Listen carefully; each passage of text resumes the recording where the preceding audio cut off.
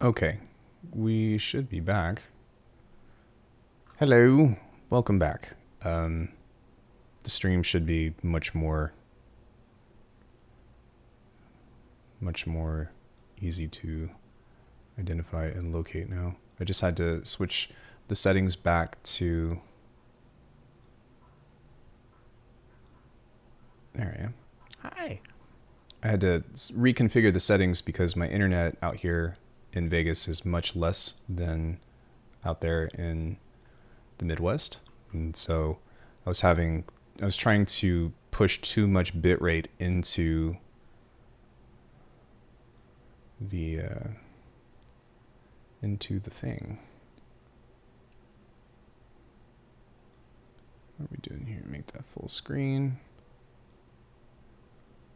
There we go. Looks good. Okay. Now let me share this.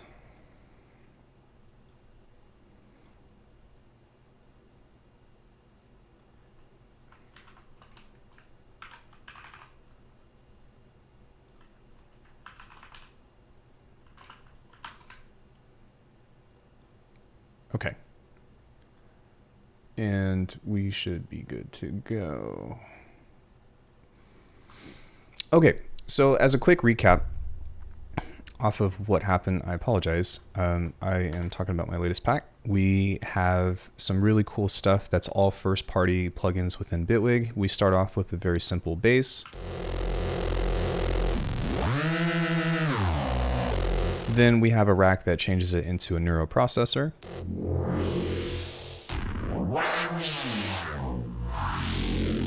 Then we have another kind of generator rack that will make it do unpredictable things.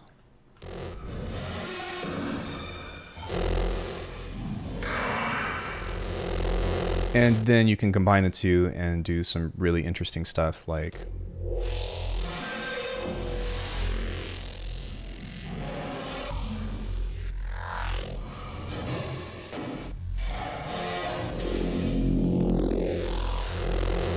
Yeah, super cool. So the cool thing about this is that everything, of course, is first party, and all of these are made within Polymer. And the interesting thing about this is that you can convert this to polygrid and continue to further process the sound here if you wanted to. Now, on the first video, because unfortunately my bitrate was all choppy and stuff, this is really cool because if you kind of want to add more to it, or let's say you want to maybe add another macro, then you can use this here to process anything that goes on within the grid. So let's say you wanted to add some noise to this, you can go random and pretty much apply this to anything. There's a noise oscillator here that you can use, so maybe you can just give that just a touch, and then you can turn this down and change this into free, and then within this will kind of dictate whatever the movement is between that, and then you can kind of set this to just like a grid macro. So now you can apply as many other randomizers as you want, and then you just set the overall value to the, or kind of like map everything to the master grid thing, and that way you can do even more crazy processing within this. Now, I didn't particularly do that because I wanted to keep things relatively simple and also like give a paper trail about how to figure this stuff out.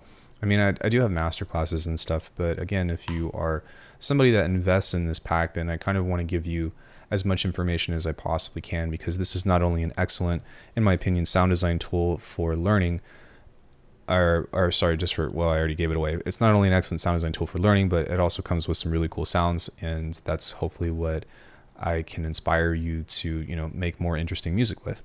So the cool thing about this is that, again, within these macros, everything is contained within the Neuro and then the generative racks respectively. And not only can you do all the things that I just described, but if you want to change anything out between this, then you can pull up a different preset from here. You just go to Alckemy or whatever, and you can find any of these FX3 presets and mix and match like Legos, just like Snap Heap and Multipass if you've purchased the Eternum pack. And really what this is designed to be is the Eternum for Bitwig. Yeah, my bitrate was set too high because my internet wasn't as good. So thank you for bringing that up. I apologize about the inconvenience. So, and if I seem flustered right now, that's because this is like the second go at a stream from before. So I'm trying to recap everything. But yeah, it's super cool in that manner. And I really enjoy doing stuff like this because it helps me get as many ideas as I possibly can from a single sound. And if you know how I work, then it's all a matter of resampling. So I've included 20 basses within this that all have the same stuff. There's like 26 neuro racks. There's like 45 generative racks. I initially started off with 26, and then I went back and started doing everything again from scratch. But then I was like, well, I've got all these presets and I think that I should still include them. So they're part of the deal, which is pretty interesting. But yeah, on top of that, there's also some utility stuff that's within here. So just kind of like, small things like this, which is a dynamics rack, which is kind of like my version of OTT. Instead of doing like, a dynamics on low, middle, and high, I just push up the high end just a little bit. So that way there's still dynamics on the lows and the mids. And then there's also on some of these, I guess not every single one of them, there's also a mid-side EQ that's kind of putting out everything below 140 on the sides, and then just like some other stuff like that. So that way you can get to using this as quickly as possible, as opposed to like, oh, this sounds really cool, but there's too many peaks and stuff, and I have to like do a bunch of mixing to it in the first place. So yeah, we'll continue with the presets, and I guess we'll kind of just walk through each one, and then I will kind of put some first party stuff together, like a quick beat or something, to show you guys how I would particularly use this in a track. So yeah, this one's called Chainsaw.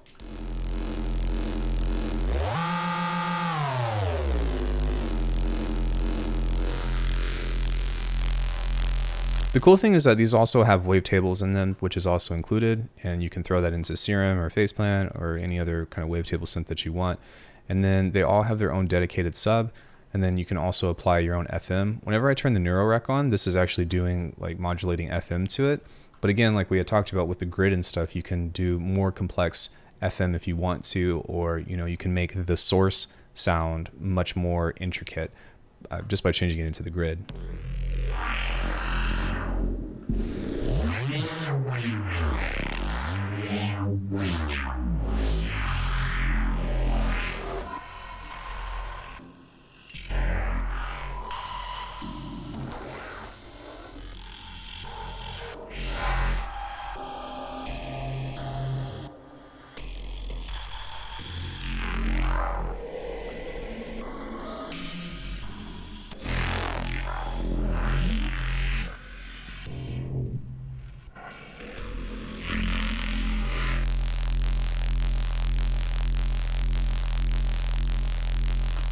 The other cool thing, which unfortunately my Stencil Morph is not working in the way that I wanted it to, but these are all mapped to, as you can see, MPE, and Bitwig by nature supports MPE. So the interesting thing is that if you push a note harder, then it will activate the Neuro rack, and then if you slide the timbre up, on this, you can't actually see that, but if you slide the timbre up, then it will activate the generative rack. So you can essentially push one key, and it will start to play with both of these and interact with each other. And the Stencil Morph, actually, I have to get credit to those guys because they sent me one, was it last year? Beginning of last year? And they helped inspire these kinds of patches that I make. And if you can get your hands on a Stencil Morph, then absolutely do it. It's a fantastic tool, especially for stuff like this. But any MPE device in general would be really cool. But I definitely, the guys at Stencil are really awesome, and I can't talk about this stuff without giving them a shout out. So yeah, the next one is Crystal Mirror. The neuro stuff, or sorry, the generative stuff on this is really interesting because it kind of creates like interesting tonal things.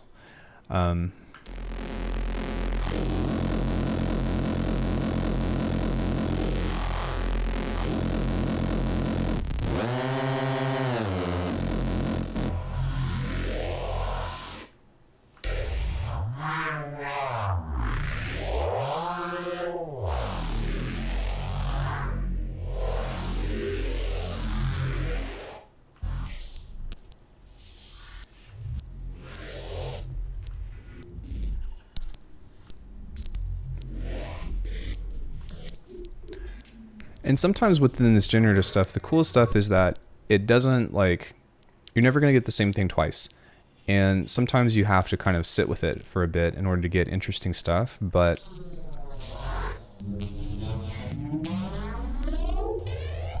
yeah, as you can tell, like that's way different than what we were just hearing. There it is.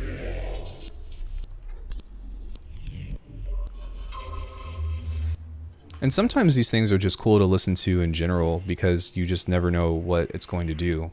And when you start stacking these, or when you start changing out the presets from either the Neuro or the generative, or you do like multiple ones, because this is relatively CPU efficient as compared to something like Faceplant. Faceplant it is, but the convolution reverb I think is what kills the CPU because that thing is a memory monster. But there is no convolution reverb in Bitwig, unfortunately, which I would love them to add one. Hint, hint, wink, wink. But within that, you have a lot more resources, so you could essentially stack like a bunch of these on top of each other to kind of get something else that's interesting.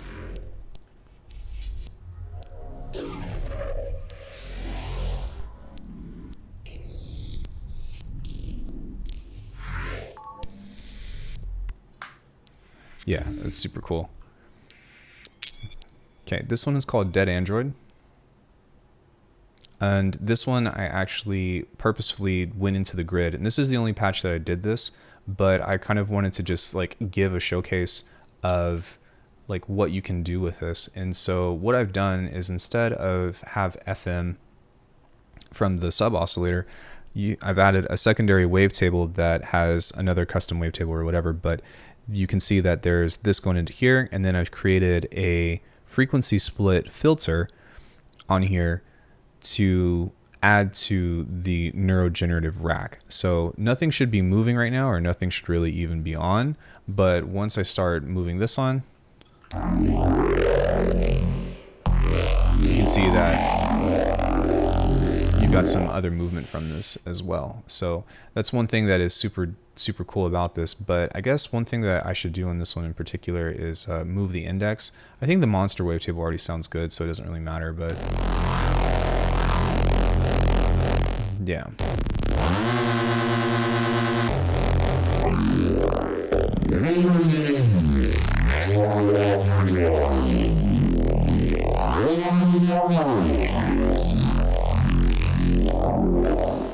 Yeah, and again, with the ideas of being able to combine both the grid outlook with the kind of modular approach to this kind of sound design, because I would say that this stuff is what I'm good at. This stuff, not so much, but this stuff, it opens up a whole new door to be like, oh man, there's a lot of stuff to explore within this. There's a lot of possibility that you can do. And that's really exciting. And the other thing that you can do is also apply effects grid as well. So maybe you don't want it to just be in the grid. You want to have a separate thing for the effects grid. I didn't really do that for this thing because I wanted to focus solely on, again, what I'm good at. And then also the thing with the effects grid is that it doesn't have, if I were to do the effects grid like within this pack, it would have taken me a lot longer to put together. One, because the workflow of this is a lot slower, but two, there's a lot of effects on here that's on this layout that's not available within the grid workflow. And that's another feature that I hope that Bitwig incorporates, which they'd actually added some, the chorus plus, the flanger, and the phaser. But at the same time, you know what I mean? It's not quite the same. And I couldn't think of a creative way to do all this stuff as opposed to just be like, there's no difference to me of putting that on an effect grid as opposed to putting it in the device chain, if that makes sense. So that's why I kind of did that. But if you know how to work the grid and you know how to do all that, it's open to you. So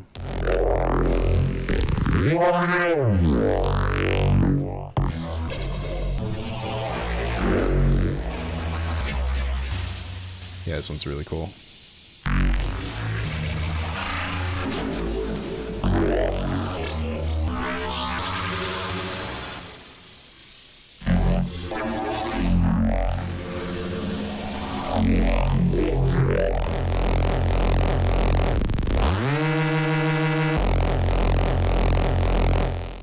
And again, just so that way there's a matter of transparency, whenever you open these up, it's not going to be as loud as it is now. And that's because whenever you start stacking delays and stuff on top of this, the feedback ignores the limiter. So I made everything a little bit more quiet on purpose. Normally I don't do that, but again, because of that feedback stuff, I really wanted to make sure that your ears are protected because, well, there was a couple of times that I was like, oh my God, that is so loud. So I dialed everything back and made sure that, you know, whatever it is that you hear, it might still be like kind of crazy and all over the place, but it's not going to blow your speakers out. So yeah, this one is called Deadlight.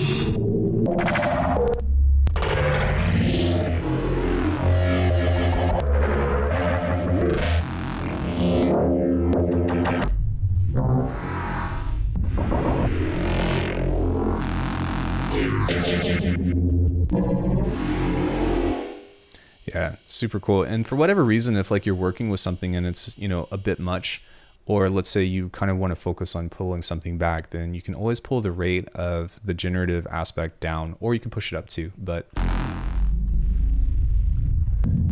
it obviously makes everything a lot slower. Or you can speed it up.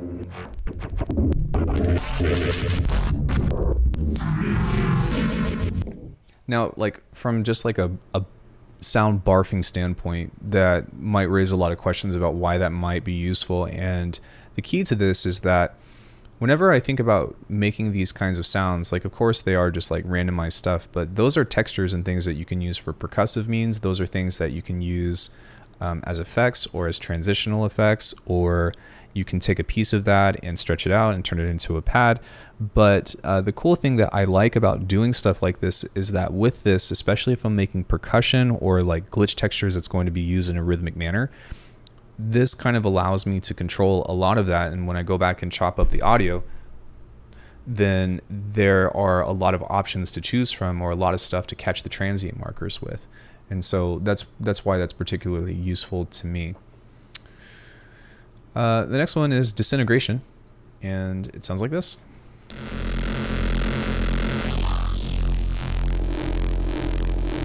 Hey Dash, how's it going?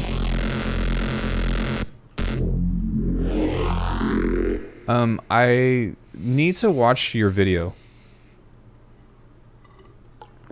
And if you guys don't follow Dash, go follow Dash. Why would you not? There's no reason not to.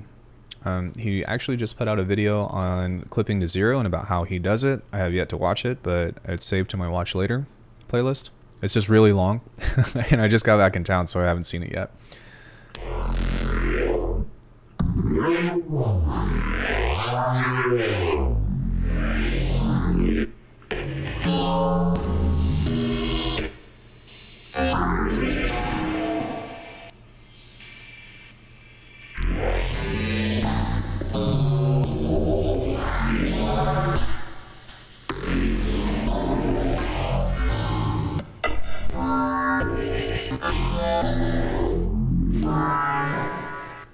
Yeah, this one's super cool.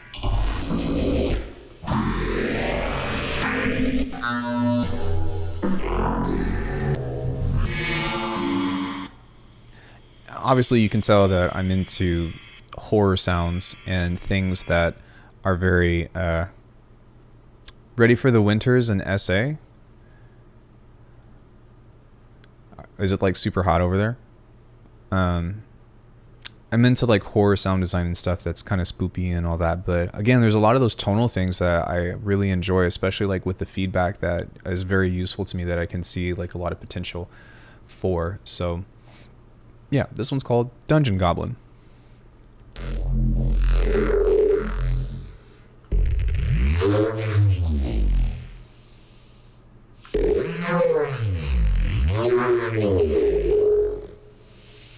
I think this one, actually I just heard it, but there's some resonance that came out because I started using the, is it on here? Oh no, this is projected by the amp.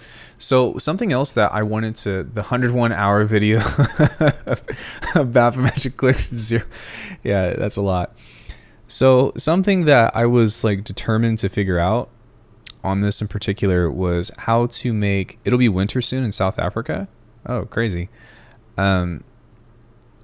The interesting thing that I wanted to try to figure out was how to make the amp and the distortion modules work within this. And initially, like, you kind of have to put some work into it. The saturator is cool, but this is better for like subtle things. But on the flip side, amp and distortion, that's the thing that it's called, is really harsh. And if you tweak the settings a bit, then you can actually get into some really interesting stuff. You just kind of have to work with it. So I actually, the more that I use it, the more that I like amp and distortion as well. You just kind of have to fiddle with it though, you know, because initially if you were to pull up just a, you know, just a regular distortion unit like this, it's a lot. And I don't really know why this is like peaked up like this, because this makes everything harsh. And then you can see that there's also stereo information on there, which you don't want. But the other thing that is really interesting about these is that they have EQs on them. So you can apply filters with certain distortion models if you kind of sweep frequencies here. So as opposed to just leaving it like this and calling it a day, you can kind of like sweep notches with this and also adjust the low and high, I guess like the low and high threshold. So doing stuff like that can be really fun and really interesting. And then also same thing with this, you can take this or do like a 3-band EQ as well between both of these for both input and output, and get a lot of interesting kind of like filter sweeps. So that's something that I would definitely recommend you all trying if it's still pretty warm here in winter. In South Africa, it's always summer. But playing with that has been a lot to get into. And then also like with the different distortion types that you have through the amp, and then also with the cabinet, it's kind of weird that this is a drop-down menu and then this is a selector, but you know, even modulating the cabinet spaces and all that, and then sending that into saturation or so can be really interesting. It would be really cool to be able to like switch these around. So instead of having the cabinet after, it would be cool to put the cabinet before and then do the drive. But yeah, that's something that I did, and that's a trick that you'll see through some of this stuff that makes this super interesting in that way. But excuse me, something is in my eye. Man, I forgot how dry it is out here.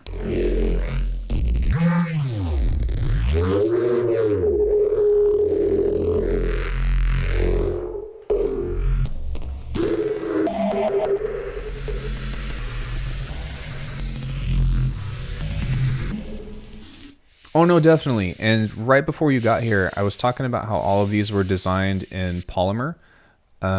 So that way you can right click and then convert this into a grid patch. So that way you can keep doing like further processing and stuff. But I wanted to start with all of these in Polymer just to kind of keep things simple. But that's exactly what this is for, right? Like switch between two effects. Well, something else that you can do too is instead of, like it's more for like an efficiency sake, but like just for the means, like what you could always do is just duplicate the amp and then turn the drive, turn the drive off on this one, and then like turn this off of course, and then set this to nothing. And then on this one, and then turn the amp on, or sorry, turn the cabinet on, and then drive it within the amp and turn the cabinet off on the next one. So, you know what I mean? It's inconvenient, but you definitely can do that. But you can see that these are modules, right? So it would be interesting, or it would be really cool to just be like, take the one inside this and go boop. In fact, I would probably prefer to have these as separate things as opposed to one, but you know, it's not that big of a deal. It's just kind of one of those things to consider about like how to maximize the efficiency within this. One thing that you will notice within all of these, and maybe something that I probably should have done, is that there's a bunch of EQ shapes on here that kind of create like vocal tones and all that with this. I didn't actually save those presets separately, but I mean, I don't know. I guess I didn't do that because part of what makes these work are the movement patterns So like if it's just a static EQ, it's not even going to sound that interesting. So I guess I didn't need to do that. But one thing that you can do that can be really cool to like make the Neuro mouth filter or whatever be more dynamic or more diverse or whatever is to kind of just change these up around. They're already moving, so you kind of just have to place them within, you know, the frequency spectrum in order to like get different vowels and stuff. And that's kind of already done there for you. So again, like within these packs, they are designed to be used right out of the box, but there are a lot of stuff in here. There is a lot of stuff in here that you can continue to just kind of like play with and tweak in order to get like your own unique sound out of it.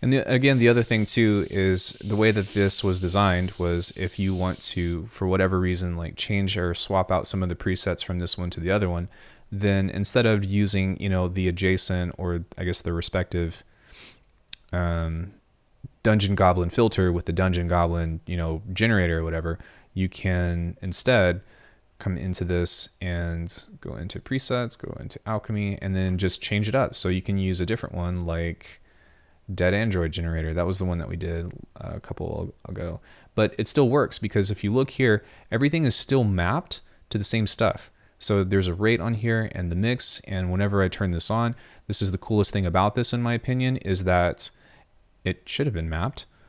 Well, I guess if it doesn't, I was like, oh yeah, it just does this, but for some reason it didn't do that. No big deal. Just come over here. Yeah, you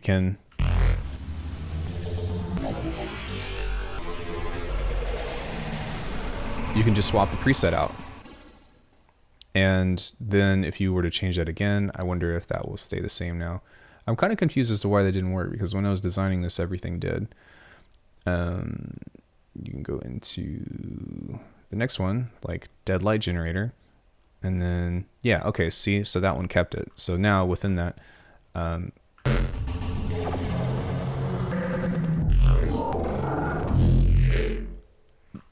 like there's so much to get into just from mixing and matching.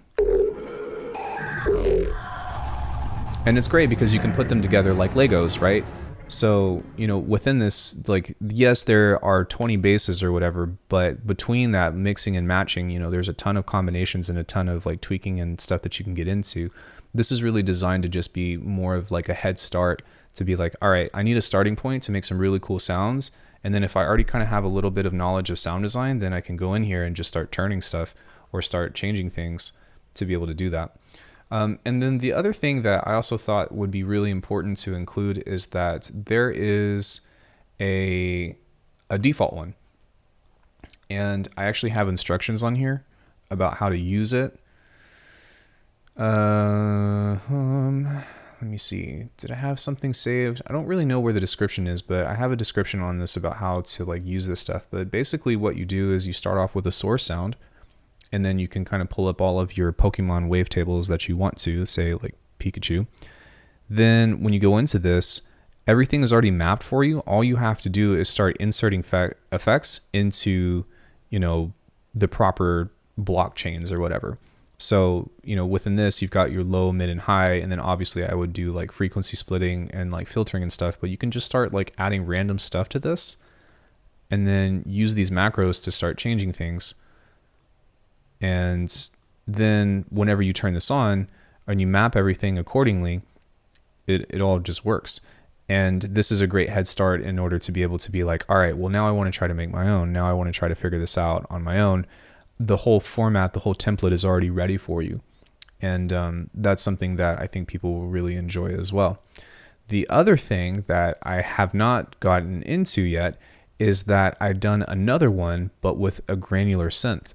And so the reason why this is cool is because I've been able to implement, like this is the first of its kind as far as I know, but I've been able to implement changing the generator into switching it over into a granular synthesis mode.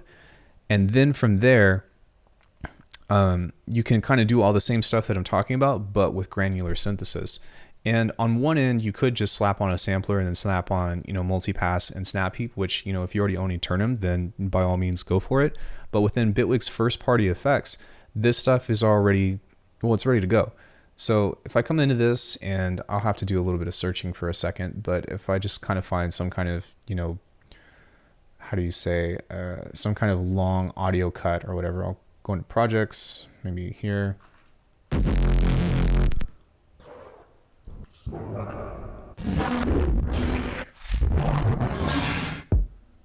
me see, sorry.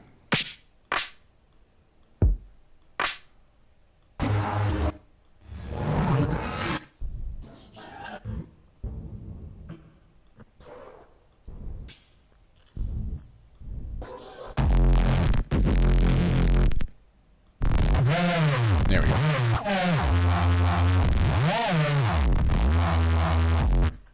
So let's say I've got, a long cut of this already, and I need to map this to the correct thing. Actually, I'll just right click this and go to F0. So whenever this is moved on here, then it's going to do nothing.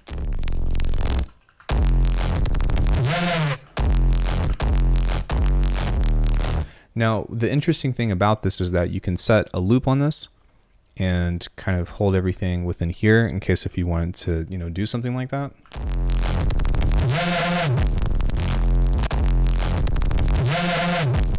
You can also move the loop with this. You can change the length of it, whatever. And that's primarily for like a normal playback thing. But once you change this, this is going to start to sweep through the entire range. It's going to pretty much ignore the loop aspect of that. Hey, house cat. So what's really interesting about it is that, if you switch this over, you don't have to do this, but just for a sake, once you switch this over, you'll see that this will move the playhead and the grains and stuff.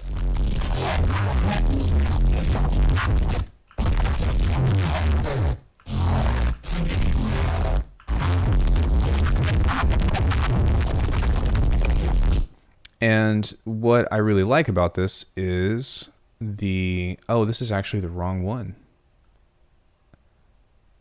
Oh, interesting. Or is it? No, it's the right one. I just have the other thing mapped. Okay, so yeah.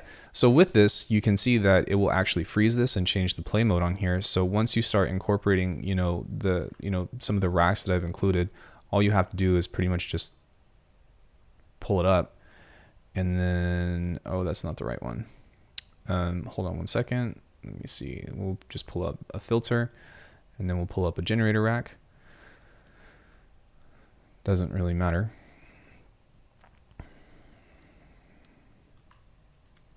Then we're going to make sure that these are mapped accordingly. So that's turned on.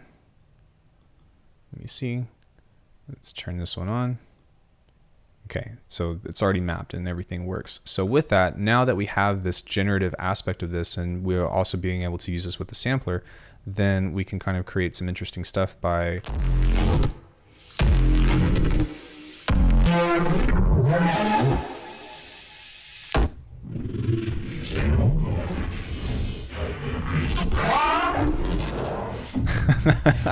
fuck, man, that's so cool. So with this is something that you can use in order to change the sampler with and use in a generative means from granular synthesis. And this is so cool because, most people only use granular synthesis on its own, right? In fact, it's usually the last step that people do. They'll usually do what we were doing in the bass maker and all that, and then take that and then granularize it. But this kind of is a testament to saying, no, keep doing it, keep making more stuff, keep stacking effects on this, and keep on, right? But the interesting thing about this too is that there's a lot of different use cases that you can use this stuff for. For one, you can, again, do what I was talking about and just keep inserting, the different generators and Neuro filters and stuff. But you can essentially make an insane rack from converting this into multi-sample, double clicking on this and coming into, let's just find loops. And that's probably the best way that I can describe this is just taking stuff into here. I'm going to find stuff that says like full or whatever. And it doesn't matter if it's drums or if it's bass or whatever. That's not really the point. It's kind of just for demonstration's sake. But if you were to click on this and go here and then go to distribute select equally, well, now what this does is it will take this little guy and select all the way through each sample.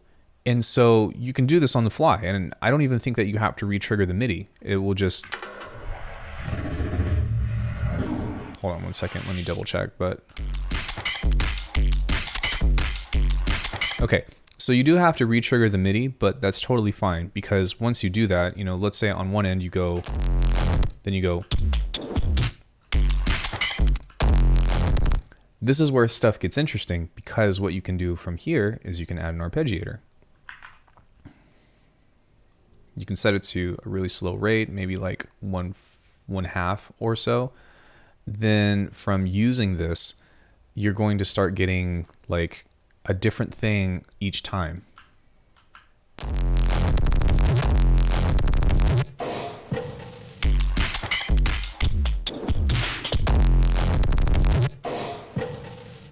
So think about that re-triggering, then adding the Neuro filter, then adding the generator, and suddenly, let's say like I don't want to move this on my own, I just want to randomize this. Then by moving the select and all that stuff too, like you're just going to get a bunch of crazy shit. I don't even know what's going to happen, but thinking about this in terms of, you know, a powerful sound design tool, at least an interesting one.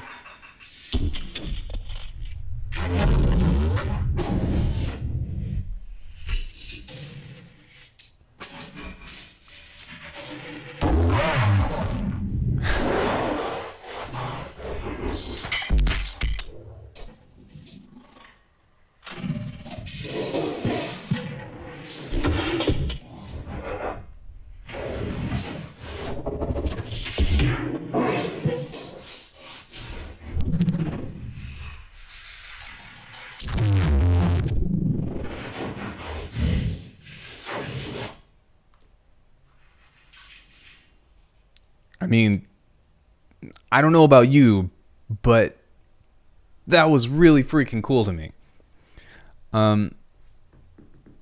Yeah.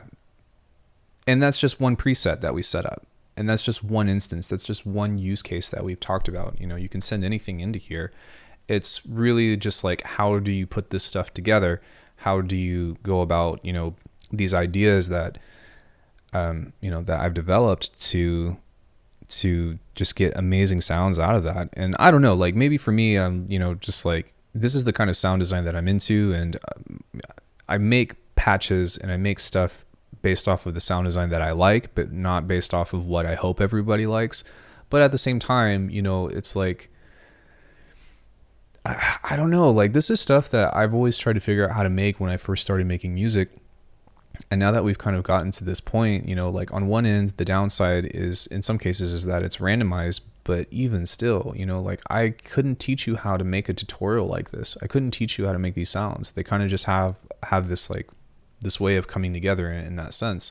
The way that you make this stuff is by making random choices, but you make random choices with taste, I guess. You know, like you start figuring out, oh, well, if this goes too far, then it creates this resonance. So if I keep it right here in the middle between, then it's going to have that perfect relationship, even though it's being randomized and stuff. But even still, man, like, oh, that's so freaking, so cool. And that's not all. There's something else that you can do too, which is just as interesting. The reason why this is so cool is because like Bitwig Sampler in general just has a ton of options that you can use in the first place. But the other thing with this is that you can also use the release. And this is something that I've been dabbling with. It's not something that I'm like fully fleshed out or fully realized.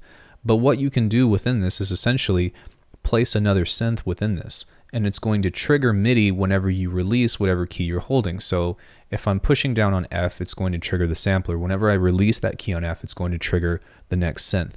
And it allows you to create a call and response in a means that's very easy to control. So I'm just going to use faceplant for this because this is the easiest thing to do. But let's say I wanted to create like a bass note that's always going to be consistent off of this, well, I can, just come into one of my other basses from Eternum. This one is like one of my favorites, so I'll just use that. I'll turn on the Neuro randomizer because I want it to be unpredictable. And then I also want to do a note length. So that way the no, sorry, that was dumb. But I wanted this to kind of change this here. And what's interesting about this is that you can kind of change, or you can make this any pitch, you can make it any length, you can create a melody out of this if you want to, you can change the velocity, you kind of just have to set it up. But now once I hit this note, then you can see that I've released that and it's playing an octave now. So one thing that I do want to do is go into here and change this into F0. So double click on this and go F0. So now they'll be the same pitch, and you can change the pitch of it or whatever, but I kind of wanted it to be the same. So you can turn this on, then you can turn this on.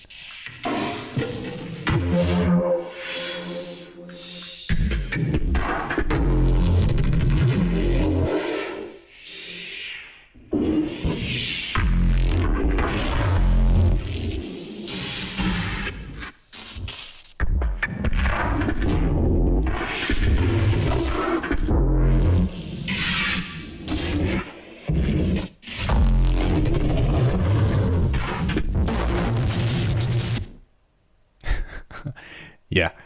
So I'm not really sure whether or not the release, oh, I think it is. So I think the release also goes into the effects. So be mindful of that. But as you can see, maybe what I can do instead is just move this into there. That way we're not boosting the secondary one, because faceplant is much louder by default because it actually limits. But now that we have that, it shouldn't be quite as distorted.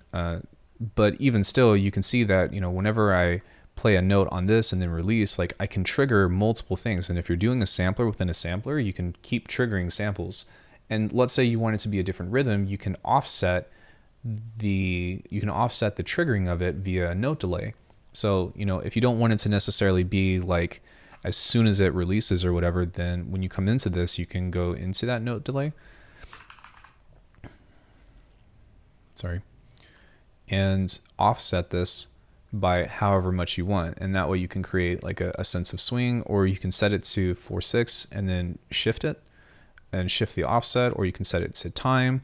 So let's say you wanted to not necessarily do it in a means that's like a perfect rhythm, but kind of offset something. Like I would typically use a time shift to do something like this anyways.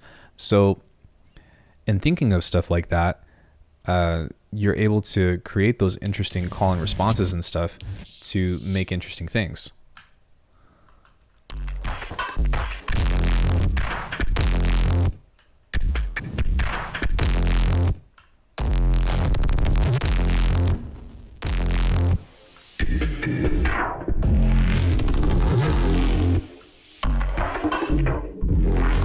Okay, so looking at this, I just learned something. The effect rack is applied to the entire thing.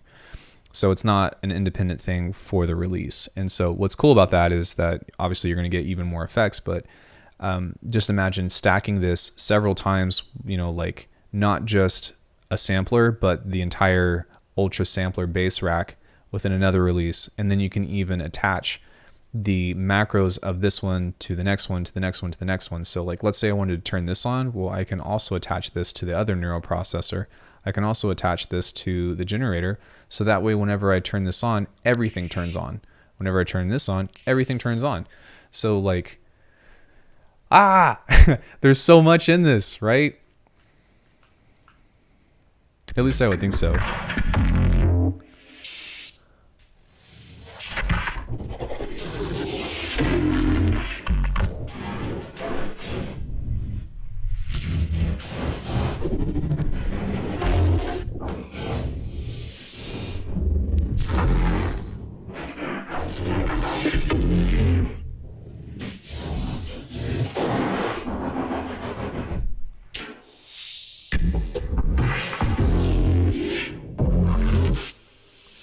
Yeah.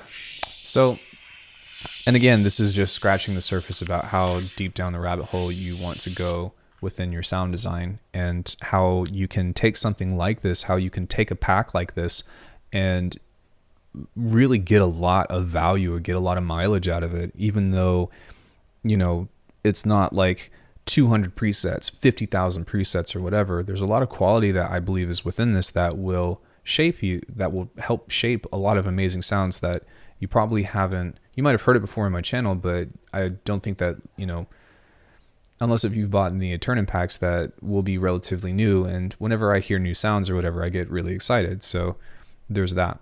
Anyways, I just kind of wanted to spend some time on that sampler bass rack because I think that there's some really cool stuff within it, and it's something that I have yet to explore more of, and maybe I'll do that for the next pack, and if this does well. But even still, you know, like that's kind of the whole point, is to be like, here's where we're at now.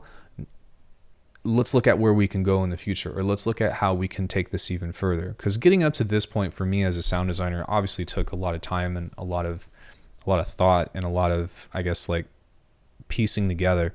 But now that we're at this, and now that I've been able to kind of make this pretty efficiently, even from scratch or so, now I'm thinking, okay, well, what else can I do to this? How else can I make this better? How can I make it more intricate? How can I make this stand out more as far as being a unique sound designer? And I guess, you know, I've always been a bass designer or whatever by heart. So, you know, this is kind of my signature stuff. Okay, let's continue on with some of the presets. And does anybody have any questions about anything, or anything that you want to see, or anything that you're wondering about how all this stuff like kind of came together?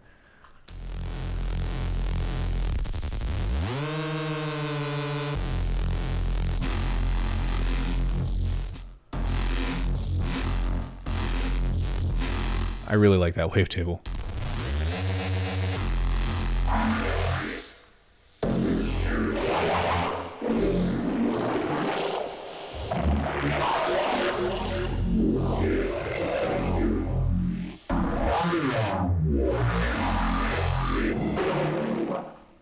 And some of these are a lot more aggressive. Some of them are more subtle, but you know, even though these are all being kind of like neuro processed in the same way, I still don't want them to like sound exactly the same. There should be a lot of like unique characteristics within this that will kind of help each preset kind of stand out on its own.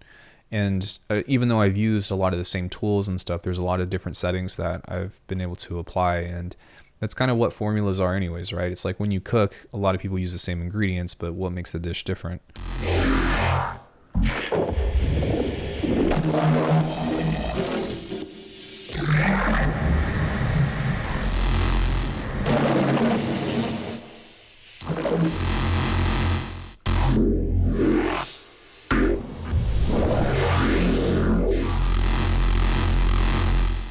Dope. Let's go to the next one. I'm doing all of these out of order just because of what I've been talking about, so forgive me if I use polygrid much with these. I talked about that from before, about how to transition this into polygrid. I didn't, but I wanted to showcase the example and about why I did this in Polymer, about how much easier it is to do that. I kind of left some design choices up to the person though. So also, hi, I don't recognize your niche channel.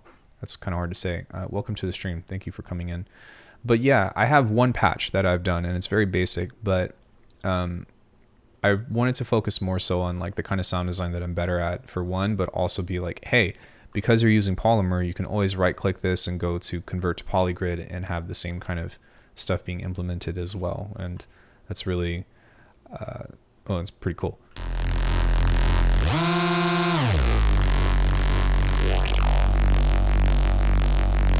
Oh, right. This is called Squelcher because this is a squelchy wavetable.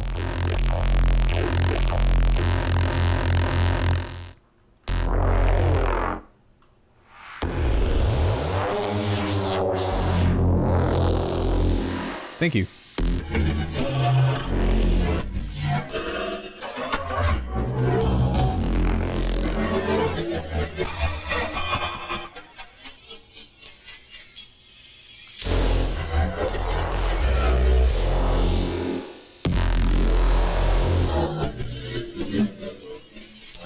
That's really cool.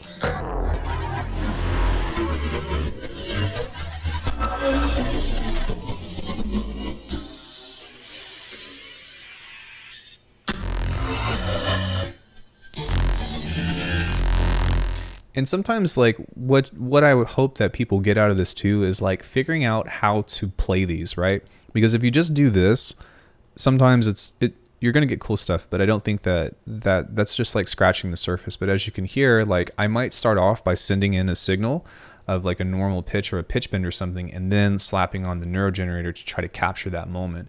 And that's something that makes this really fun. And that's why I encourage everybody to use, at some point or another, you got to do this. Did my camera go out? I think my camera went out. You got to use like a Sensel More for an MPE controller or something, because yeah, my camera went out. I think it overheated. Yeah, it's hot. So yeah, you definitely need to try using an MPE device with this, because that way you're going to get a much more like a conversation between these macros with a single button or like with a single note. And you'll kind of see how these build a relationship within each other. But within that, I might hit like a normal F or whatever, and then turn this on and then turn it back off and see what it does. And then slowly kind of dial it back. And same thing with the Neuro stuff. Like this is a Neuro filter or whatever, but sometimes you don't want it to be at 100% mix.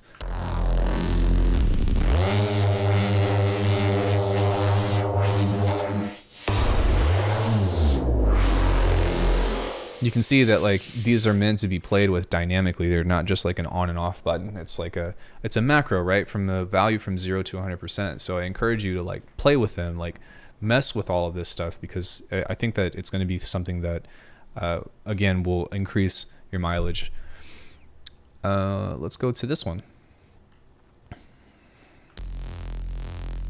I think this one I just started with a basic saw wave.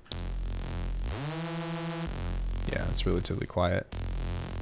And again, if you notice that this is more quiet than some of the other ones, as much as I love to make aggressive sounds, yeah, the generator on this probably gets really loud, so I kind of try to balance that out. You can always go back and push this out more, but if you open this up and it gets really loud off the bat, then, you know, I don't want to hurt your ears or your speakers, so.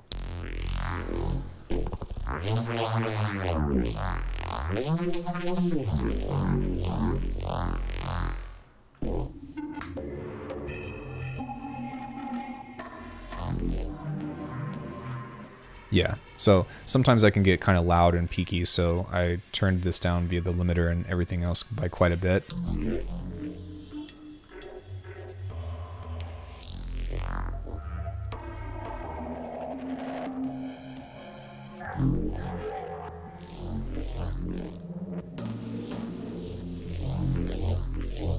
Some really cool sci-fi sounds in that, though. And something else that I would urge you to consider is that whenever you're messing with these wavetables, like play around with these modes. I leave this on for this one for the most part, because this one has the best reaction to pitch for that kind of sound. But if you start to smear this or change the phase distribution on,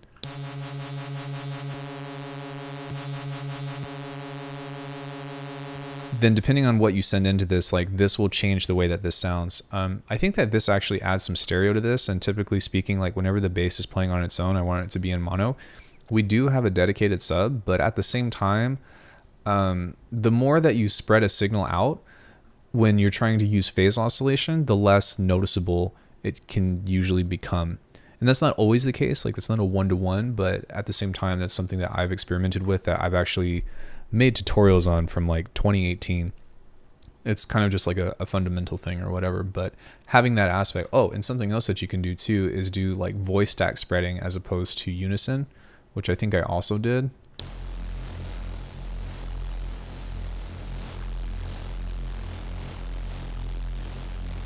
But it changes dramatically.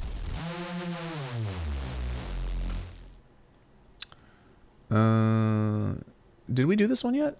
No, I definitely want to show you this one though. This one's pretty funny. This is if demons had laser guns, and the generator on this one gets pretty lasery and kind of almost comical.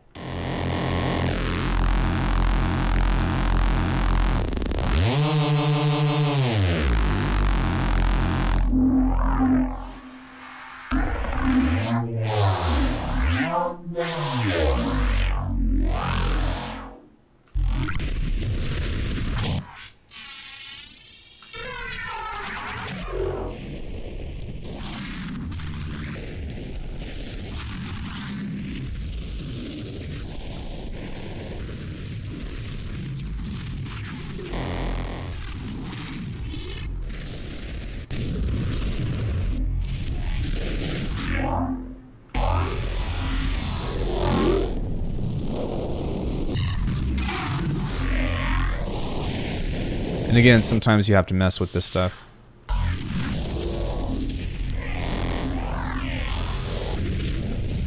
don't really know why it's doing that. Oh, there it goes.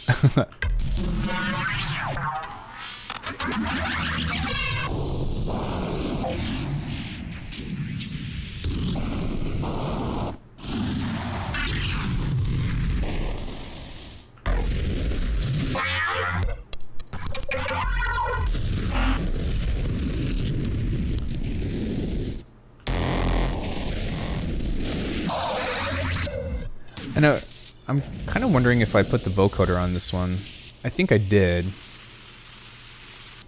Yeah, so part of the reason why this becomes super noisy is from that.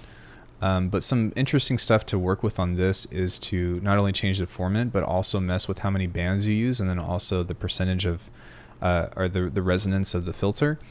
Something else that you should try as well is, as you can see here, I didn't use the typical brown noise out of this. I used itself as a carrier, and on one end it can make it so that way, you know, like it doesn't sound so great because of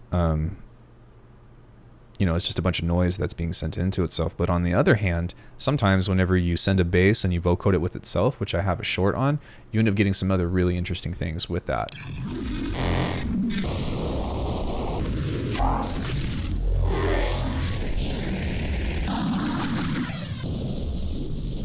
I think the Galactic Blast was the I thought Predator... No, yeah, the Galactic Blast was the last preset that I made on this one, and this one is super cool.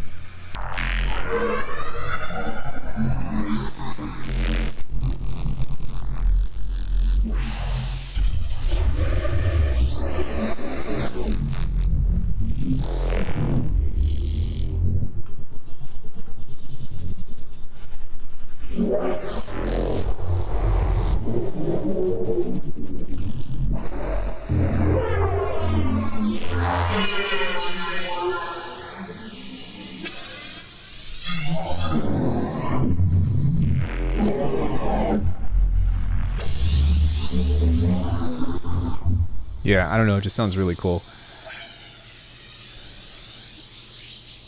There was also a spaceship one, or spacecraft, that was really cool. Pull that up. And again, it's just kind of spacey stuff.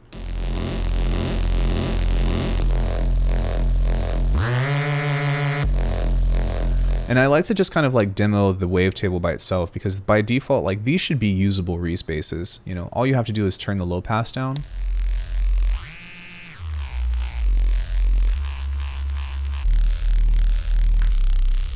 And you should be able to use those on their own, or use it in this way too if you wanted to.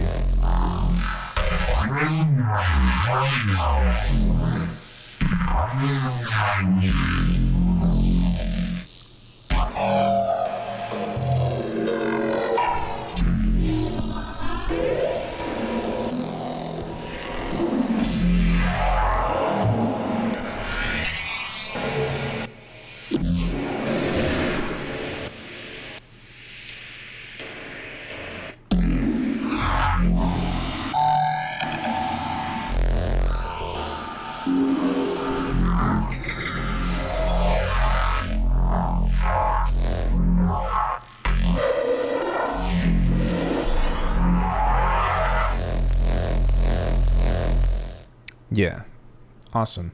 All right, so I'm going to show this one again because I played it on the other stream, but I'll show you this last one because I kind of talked about everything that I want to talk about today, and then there's some other presets to get into as well. But this one is my favorite one because it, yeah, I don't know, it just sounds really cool. And then once we do that, then I think what I'll do is I'll put together a quick IDM like beat or like a loop or something of how to use some of this stuff, and just give like a quick example about how you might take this and implement it within an actual song. That way it's not, you know, a matter of like, oh, these are all really cool sounds, but they don't do anything. So, because they do a lot. They're very versatile in that way. But yeah, this one is the Predator, and the Neuro thing on here just has like a cool little like tremolo thing that makes it sound pretty awesome.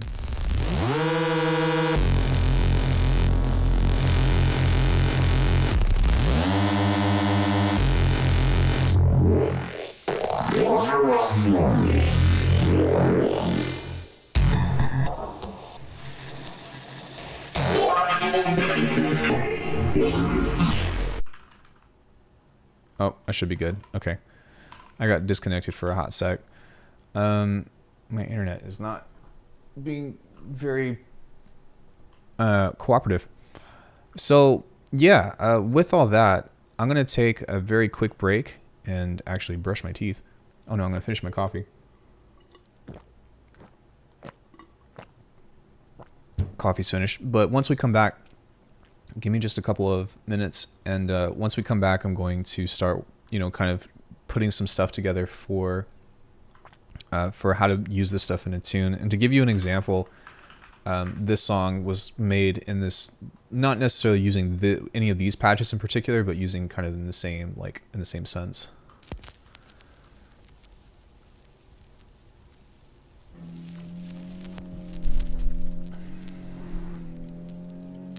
Oh, that's fine. BRB.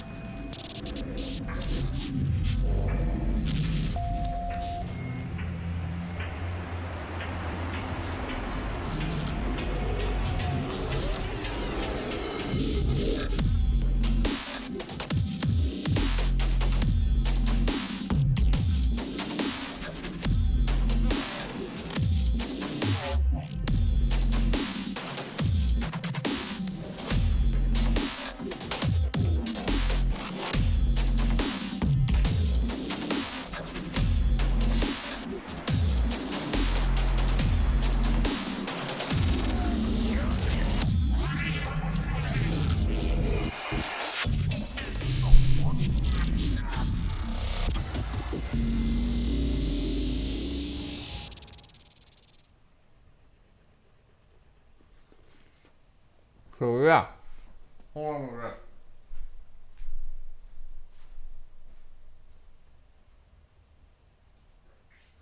Good timing.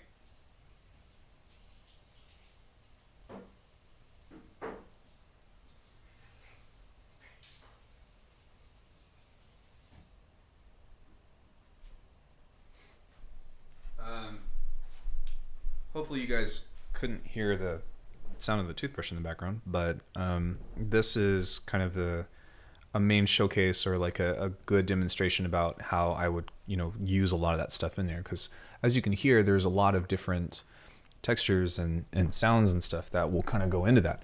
So what I'm going to do is I'm going to design a couple of things, and I'm only going to use first party effects. So I'm not going to design another bass here. I'll probably just use one of these presets or whatever. And if you guys are just tuning in, welcome everybody. I kind of covered the presets from beforehand. So now in this second part of the demonstration, I'm going to be kind of putting some quick stuff together to kind of showcase how you might use these sounds in a track. I think that I'm going to use the werewolf one, which is the American Werewolf in Bitwig. That's a play on a movie. It sounds like this.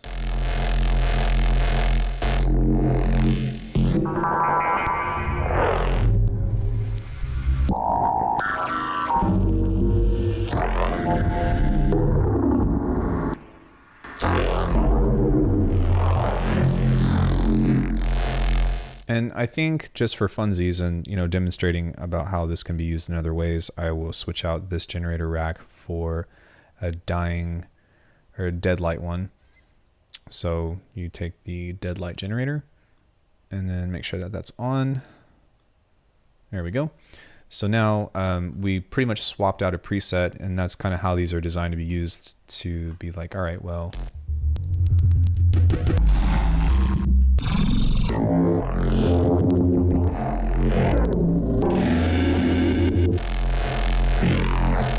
and so now that we have something like that, the first thing that I'm going to do is create a 2-bar loop. I'm going to set this tempo to 140, maybe 70, depending on how fast this goes. I don't remember if I have this synced or not.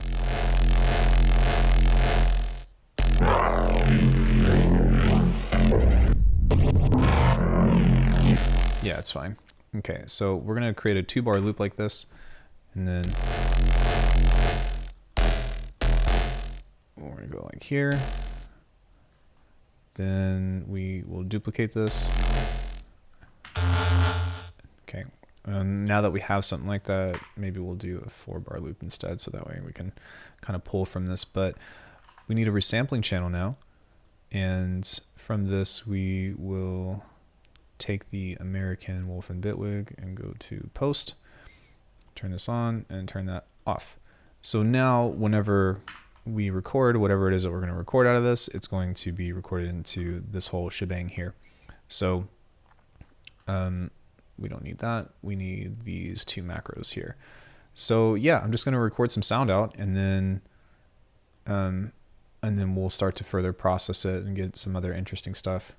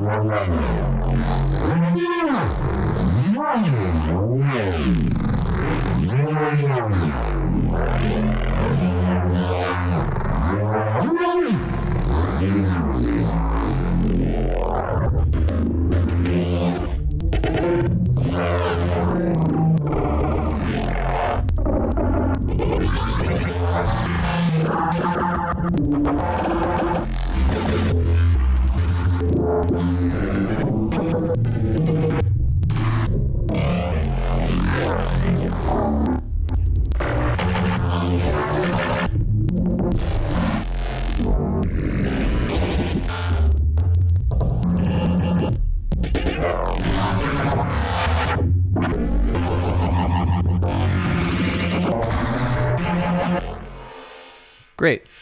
So now that we have that, we can turn that off, and we've essentially created like a super long bass cut of all the things. And now that we have a piece of this, we can, I guess I recorded this a lot. There it is. So now that we have this, we can duplicate it, and this is turned off. We can maybe group this and throw it into a recycle bin in case if we ever want to pull more stuff out of it. But from that, we can just turn it off and then move it to the bottom. But now that we have that, we can start to mess with this one in particular and create different stuff out of it. And the first thing that I'm going to do is, you can see that I extended this to be even longer. And from that point, once you have that, we can change this into slice mode. And then from there, I'm going to hit 5 and turn that off. You can see that there's some stuff there, but I'm going to hit 5 and I'm going to start cutting this up in a particular way. But let me move this away and separate it so that way I know what I'm cutting. Yeah, so it doesn't really matter here. Just hit this, and this will be really easy to do. But you kind of just start cutting this stuff up and don't really worry about it too much. But what we're doing is every time you cut here, you're actually creating onsets or transients.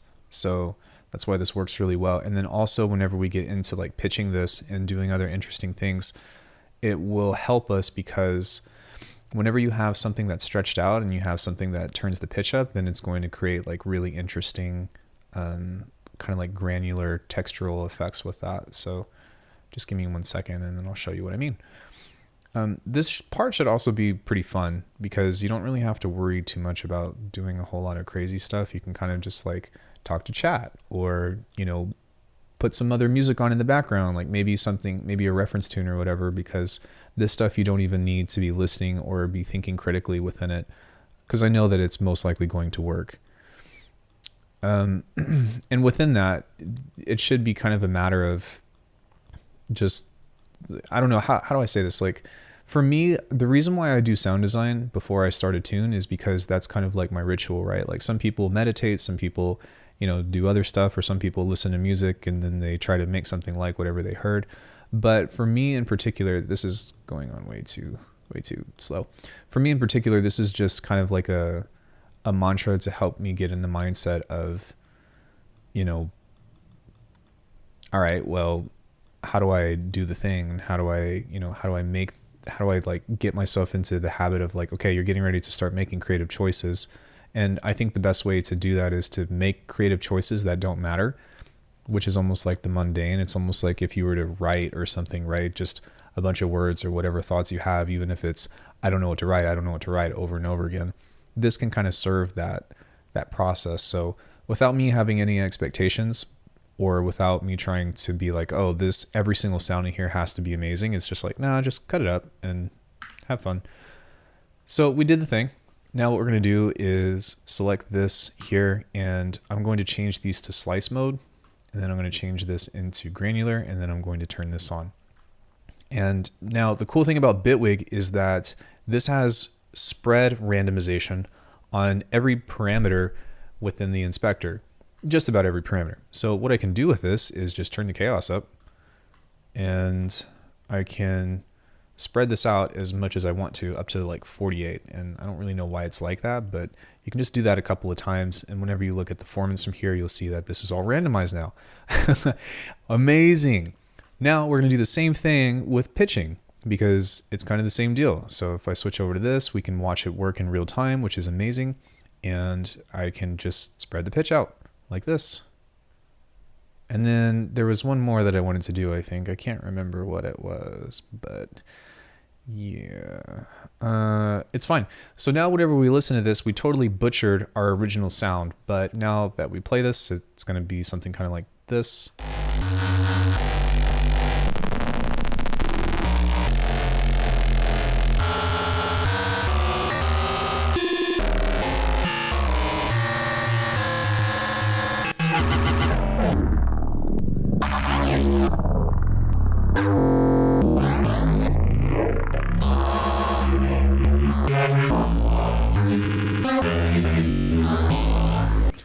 And this is all great because what did we just do? Well, we created glitches and stuff. So now that we have something like this, another thing that we can consider is redoing this and seeing what that sounds like. Actually, what I'm going to do is I'm going to duplicate this again. I'm going to turn this one off and I'm going to bounce this. And then I'm going to shorten it again and see what that does. And sometimes whenever you manipulate stuff in this way, that's how you get really interesting things of like stretching it out, putting it into a different warp mode, and then trying to kind of do the same thing with this whole deal, and maybe sometimes doing this process over and over again. But within that, you can end up getting some really interesting stuff because like you're confusing or trying to confuse anyways, all of the warping and stuff that you're doing to the audio.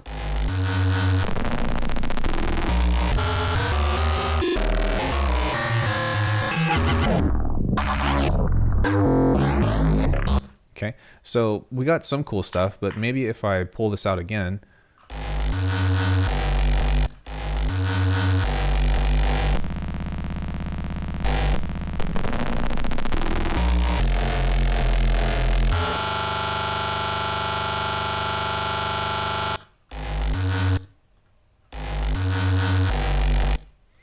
and then within this, maybe I can spread this out again as well. I'm kind of confused as to why that isn't showing up on the table, but that's fine. Doesn't really matter. Should be this one. Yeah, that's not really working. Interesting. I wonder if I spread it out too much and that's why it's not doing the thing. I don't know. That's weird. Oh, it's spreading. Okay.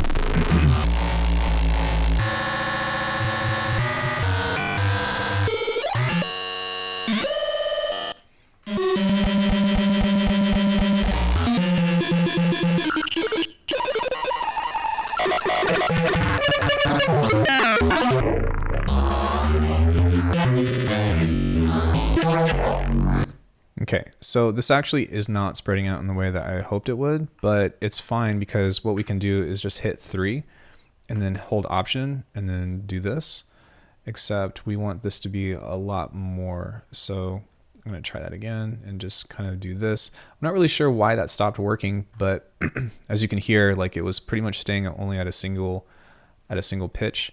So within that, we kind of just want to create these little steps in here to drag this out more. And then we want to do the same thing with the pitch. I'm just going to move this over and then spread this out a little bit more. And now we can manipulate this and make it do the thing. And sometimes, you know, again, this doesn't really matter, but sometimes it might just be like so samey that you might want to do this. Some nice sounding sounds though. Sometimes it works, and sometimes you might have to like do this a couple of times or whatever, and it's fine, but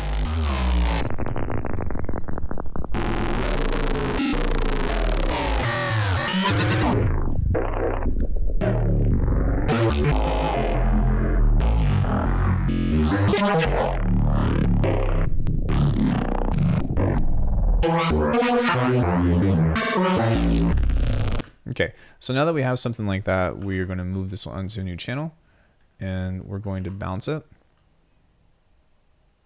And then we can process this again. And you can do this as many times as you want, but just for the sake of you know, demonstration, let's just say like we want to probably something useful amongst every round. Yeah, definitely. I would definitely say so. And you know, you can get whatever you can.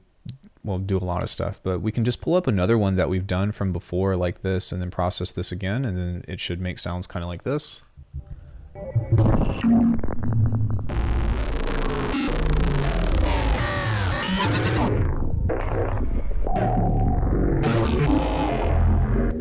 And from that, you know, we can pretty much just keep using this to get as many generative sounds as we want to until we start finding something that we like. But from that, you know, let's just say that we choose this one, and this is the one that we decide to keep.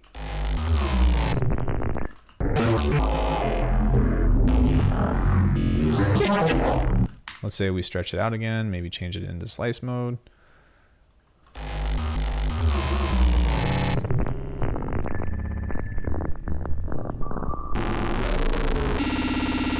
There we go. So now that we have something like that, we're going to add just a touch of saturation to it, and then we will do some adaptive EQ, or dynamic EQ rather. And this is just going to be to try to control some of the sounds in this way. And the only thing that I'm really going to focus on is this area here and maybe this area here, because we'll end up high passing anyways. But all you have to do is grab an envelope follower. I'm going to use two separate ones for this. But on this one, you just kind of dip this down by like maybe a decibel, because when it gets louder, it's going to push it beyond. And then for this one, you kind of do the same thing where you just push it down by a decibel. And that way, if for whatever reason, turn this down a bit, turn this down a bit, and then I'm going to saturate it, sorry. But turn this down a bit, turn this down a bit, and then if you get any kind of crazy shrieking sounds or whatever, this will kind of help reduce that just a bit.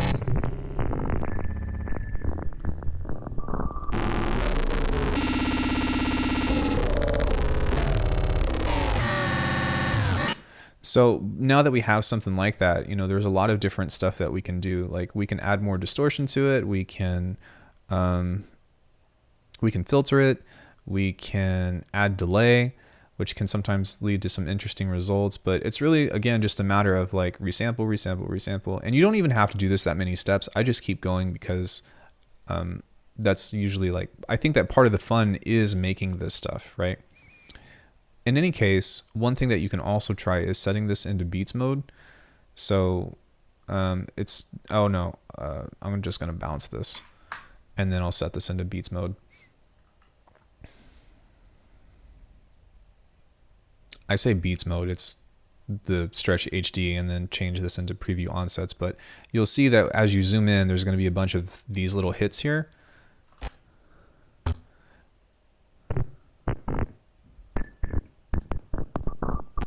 So we'll put that in our pocket because here in a second we can create some percussion out of this. But the first thing that we want to do is we actually just want to slice this to multi-sample and just slice this into like, I don't know, 1/4 notes, 1/2 notes, bars.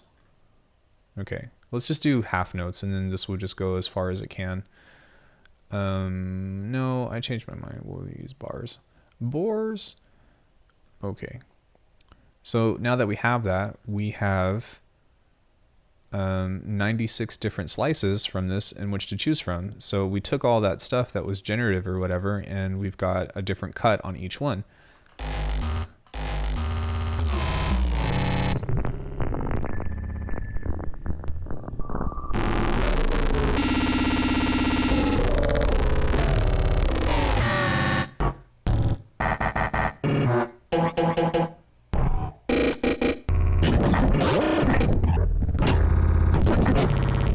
So now what we've essentially done is we have created a glitch rack, and we can use that to help create some interesting stuff.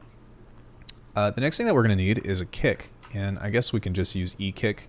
We could be lazy and just use a drum kit, but I think that I'm just going to do it this way because why not? So we don't really need a big kick for this. Like that's kind of already a big kick. So we will just set a pitch mod amount, maybe like this much.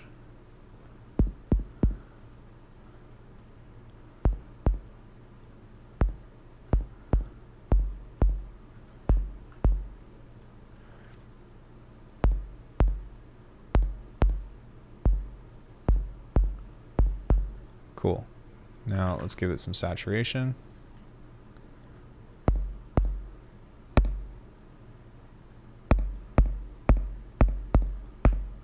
And then we'll do some dynamic EQ on this effect 3. And then we need one from Alckemy. And we need the How I OTT. This is included. This is just going to bring this up a bit. And then I'm going to move the saturator to the other side.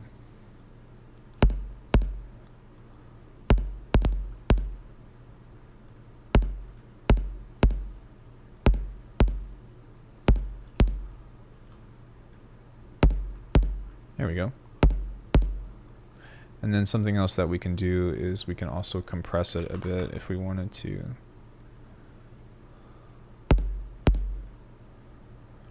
Long attack, long release.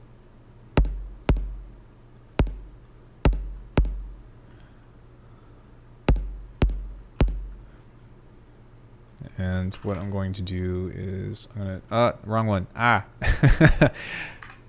EQ plus. Sorry, first party effects, right? First party effects. So we can grab a low pass here.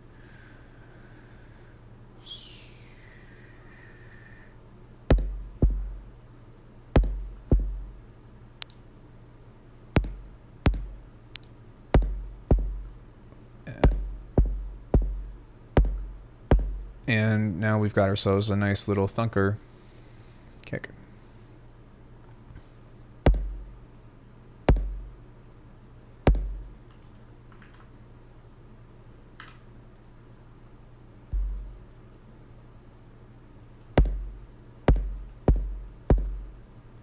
All of those are fine. The reason why it's playing differently is because of the release on the compressor, but it doesn't really matter to me. As long as it doesn't sound like that. Jesus, come on.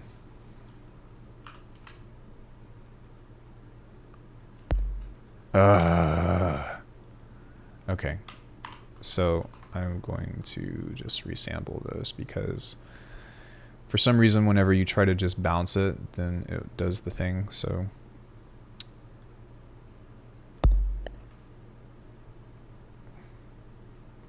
file, play, none, record.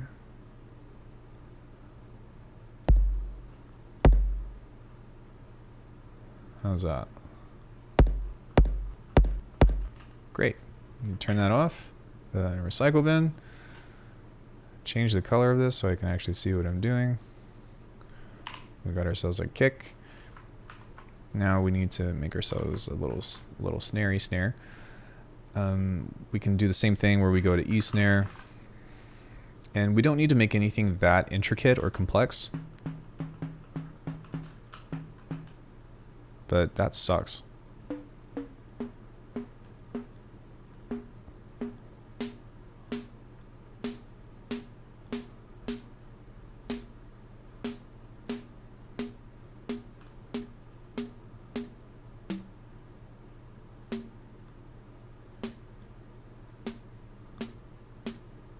Okay, that's doable.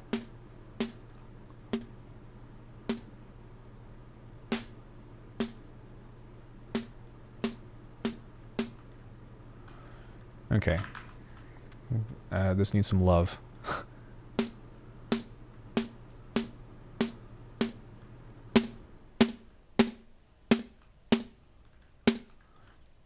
So what we're going to do here is we're going to grab an EQ plus.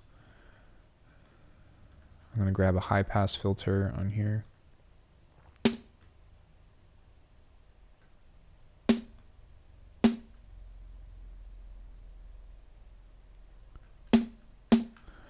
Then I'm going to grab an envelope follower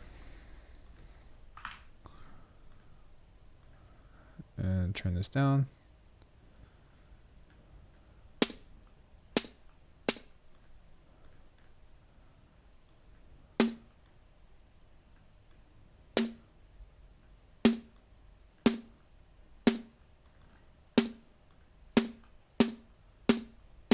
It's actually not bad.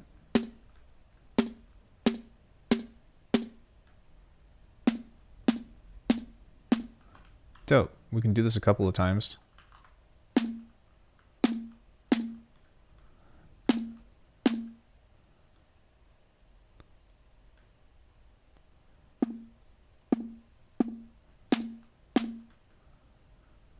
Then we can give it some compression. You could just use the dynamics on here, but it's fine.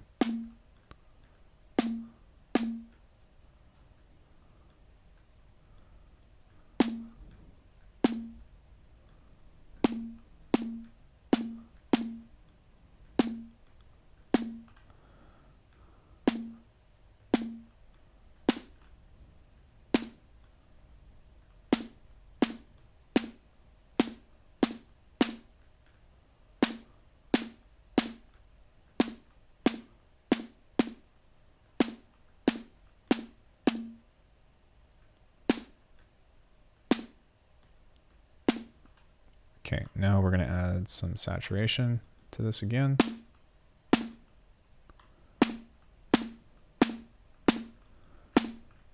Then we can grab a gate because I want this to cut off and just be like kind of techie.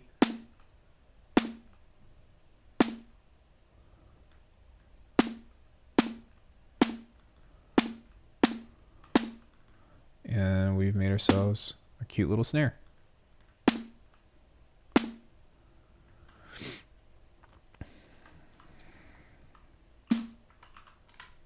Let's see how that came out. That's not bad.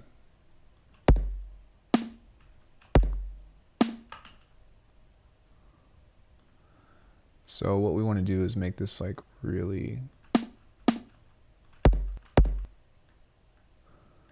short. Okay. So now that we have something like this, we can start to build and make cool and interesting stuff from this. Maybe this needs to be, where is this? Here we go. So I can turn this off. I don't know what happened there, but, and everything in here will go back into the recycle bin. And now we've got some glitch stuff, and we can create like a simple dubstep beat for now, just right.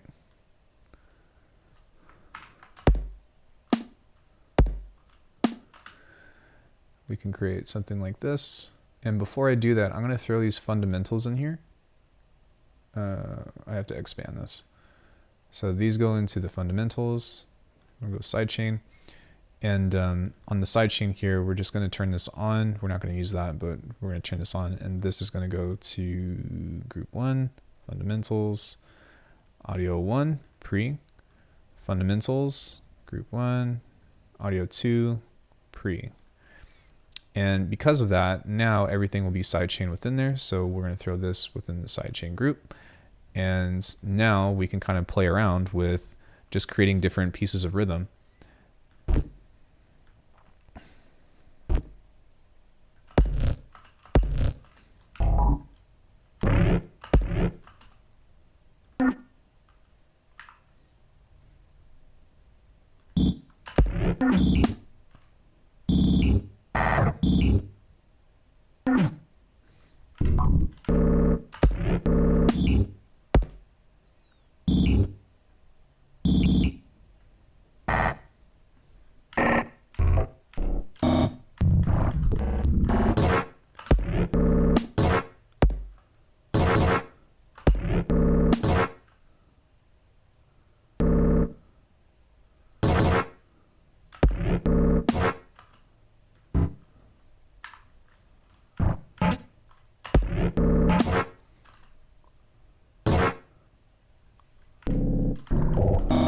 And from here, we kind of just find cuts and stuff.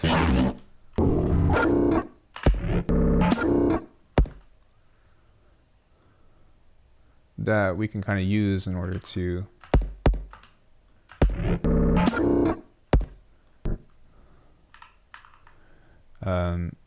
create cool and interesting rhythms and different cuts and stuff to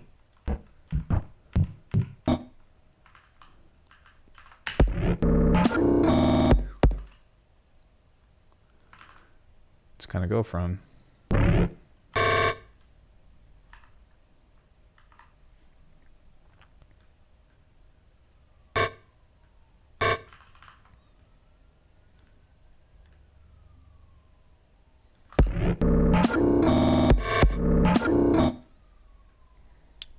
Kind of do this here where we give it a little bit of a chop.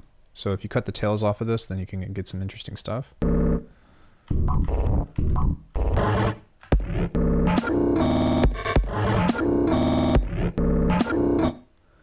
then we can kind of change.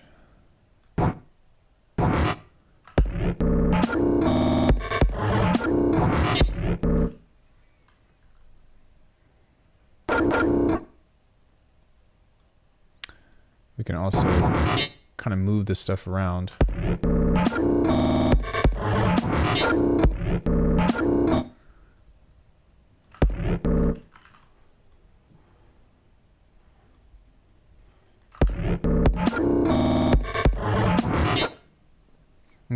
So now that we have something like this, what we can start to get into is using this to kind of cut up again.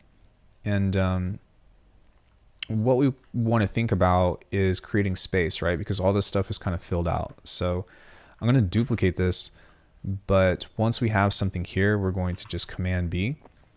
And from here, we can do some interesting things where we start to cut it up even more and kind of have some fun. And that's kind of like, this stuff should be fun. Like in some cases, it could seem like it's a lot of work, and maybe so, but like, to me, this is where a lot of the magic happens, because you kind of get into this groove of like, how do you say, enjoying the process of destroying, things. You know, so you can do something like that and then change the pitch of this.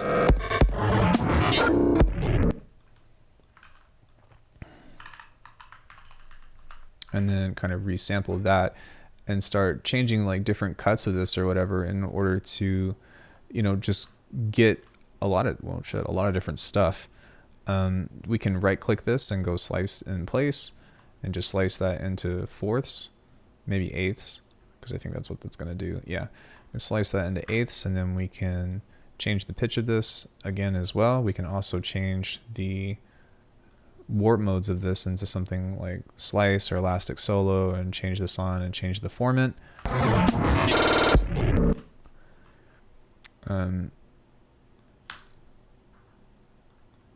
Then what we can also do is apply multiple fades.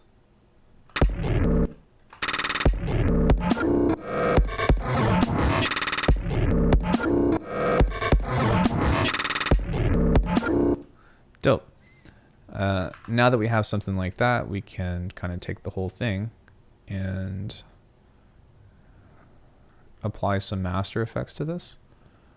So that's fine, I'll leave that on, but we can actually grab another generative rack.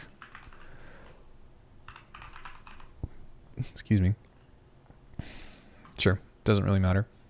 And now whenever we send something through this,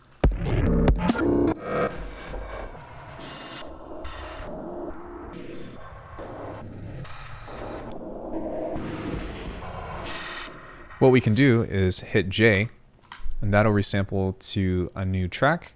And then we can cycle through some of this stuff. Let's go to the Predator one, just for funsies. Turn that on, turn this off.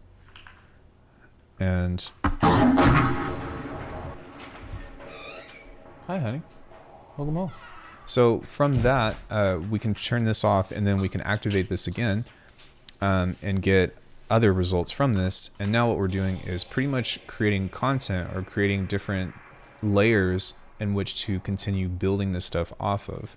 And this is part of the fun of that, is that, you know, from these racks, you don't have to only use them for specifically designed presets and stuff.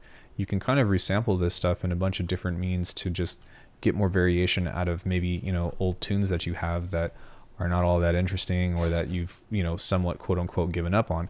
But now that we've got two more layers for this, this is more content for us to kind of work with.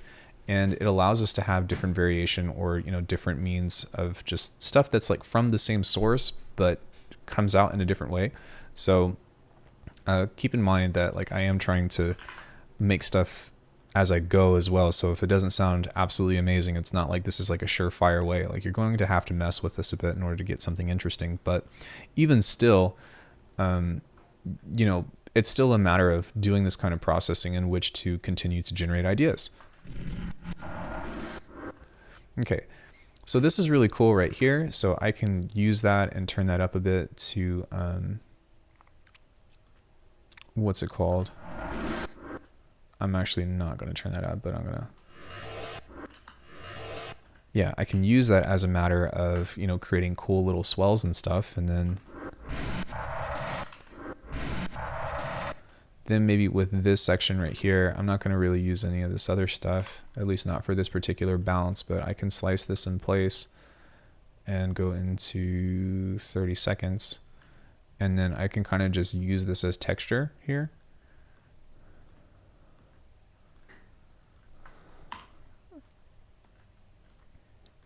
Kind of like so.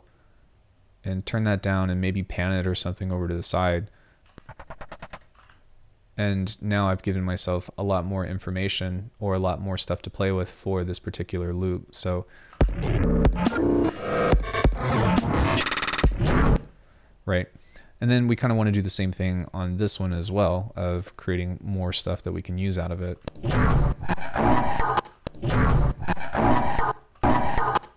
Now I'm kind of curious as to how that's going to sound if I were to turn this down, or pitch it down rather.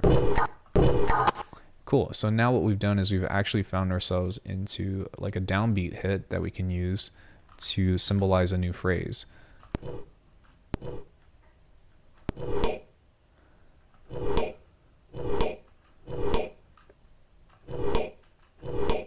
And then with this, like, this is also kind of cool, so we might take that and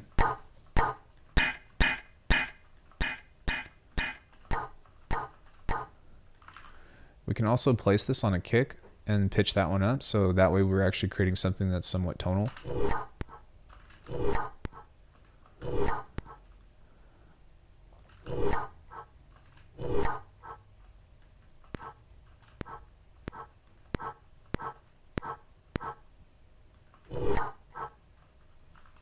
And let me see what else we got here. Just trying to like find different stuff or different contexts in which to place this in. And that's why I wanted to do like an IDM tune, because like this is one of the easiest ways to break all the rules and not really care about what it sounds like or what happens. I think that's the hit that I actually wanted to use. So we can move that over and place that in there instead.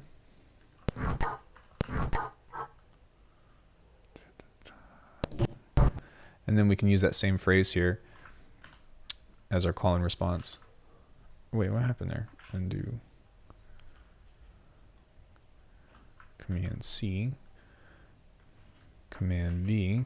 And then we can listen to the rest of the stuff and see if anything else is useful in it. Yeah, okay. So you can use this here. And we can place that on the last phrase and then take this off and repeat that there.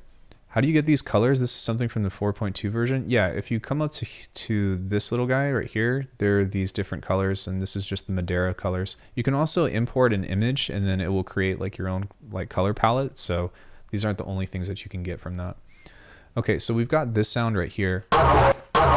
So for one thing, that's a little bit obnoxious and a little bit annoying, but what we can do instead is pull this to a new track, and then we can pitch this down over time. Can you guys give me just 1 second? Hold on, I need to address something. Give me just 1 second, guys.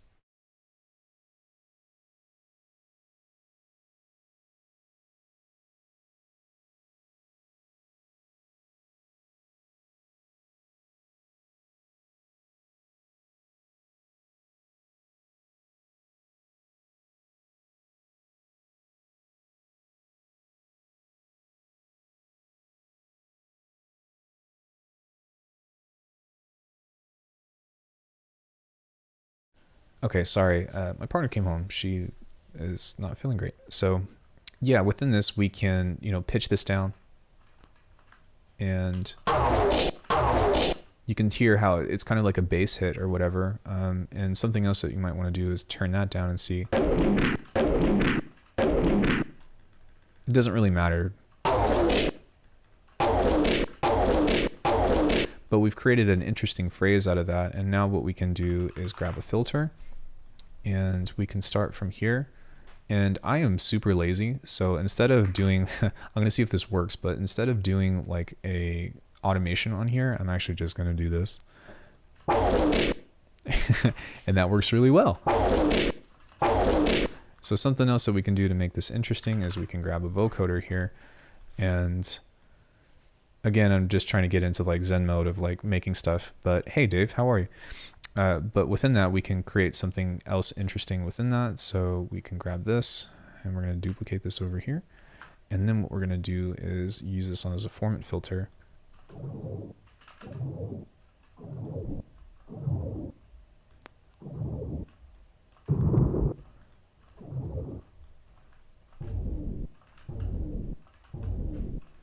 Maybe push this up.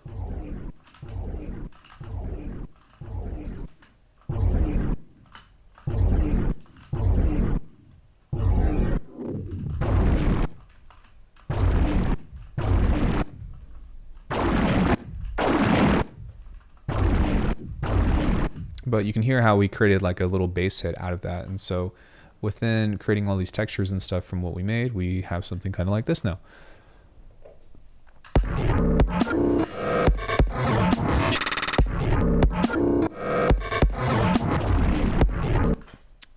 And then from that point on, we can kind of continue to do the same thing where we resample the whole deal, and then kind of do another means of creating stuff. But now that we have something like that too, I'm going to bring back one of these basses or whatever just to have fun. And I'm going to kind of give you guys a couple of options that you can use in which to make this stuff. So again, it's not really in the sense of like, look at the most amazing thing that I've created. It's look how you can pretty much resample this into anything and everything that you might want to do. So we can take the same one that we were using from before, the American Werewolf and Bitwig. And now that we have this, we can actually use this to create like a bass line. So, you know, an easy thing to do would just be like put a fundamental on the downbeat, because that will help establish what key it's in.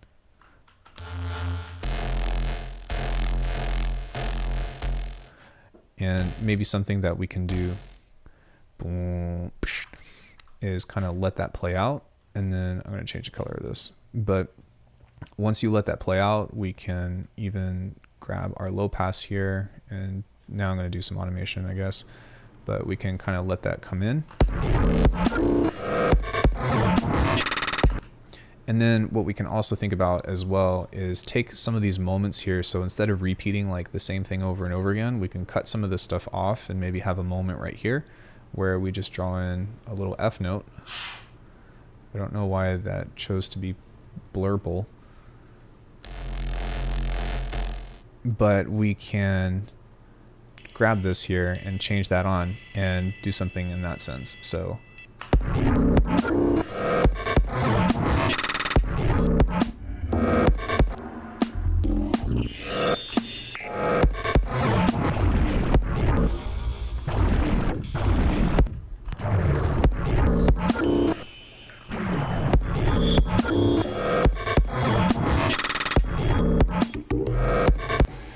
okay, and then you can see here that every time you play this, you're going to get something different. So it might be worth like bouncing out a couple of like loops on this. You can, you know, change this into a different hit. One thing that I will do as well is I'm actually going to turn this up a bit.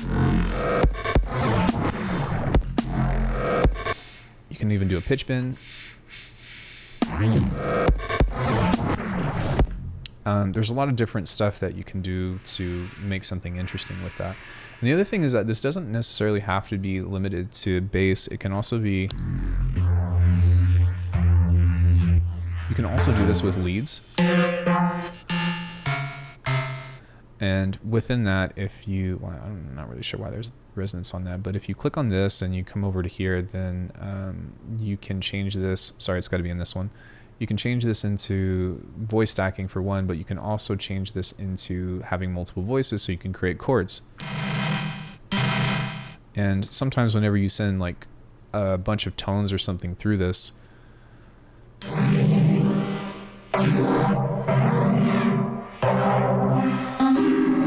then you end up, you know, changing this into something completely different.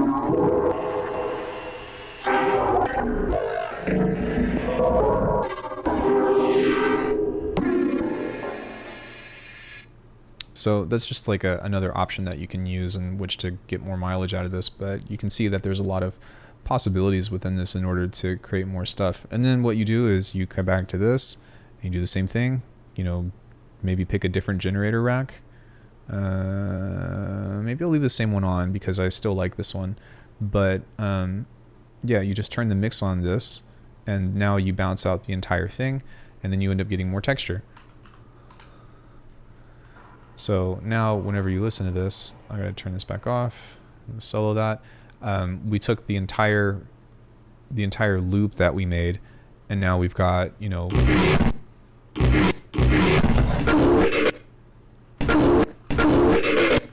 yeah, just a bunch of really cool stuff out of this.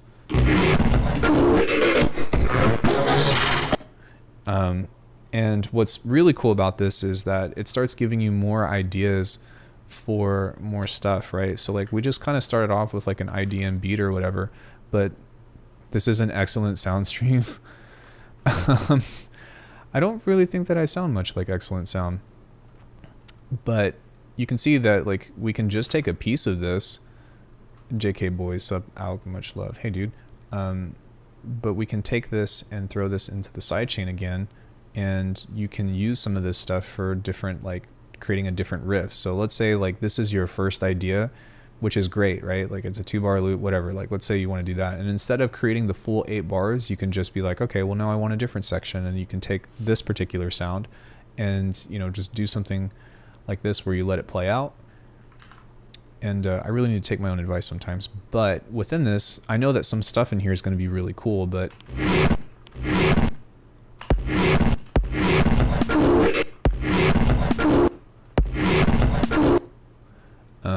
for some reason, there should just be like a...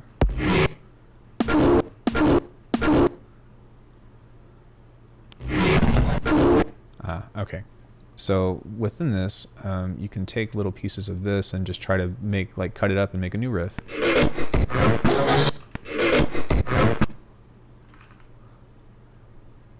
And then what's really cool is I actually like that a lot. So this will take a little bit of mixing, but you can take this riff that's repeating here and kind of now take other little cuts and stuff and...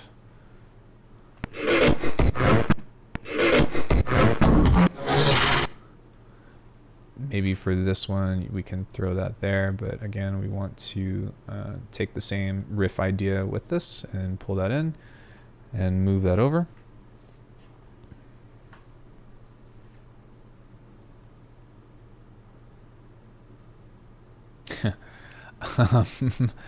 And so yeah, I mean for this in particular, like we're kind of switching it up, so we might want to change the drums, you know, switch the drums up or something into like, and you turn them, or sorry, ether or whatever, just for context, right? So forgive me if I'm kind of breaking the rules here, but hold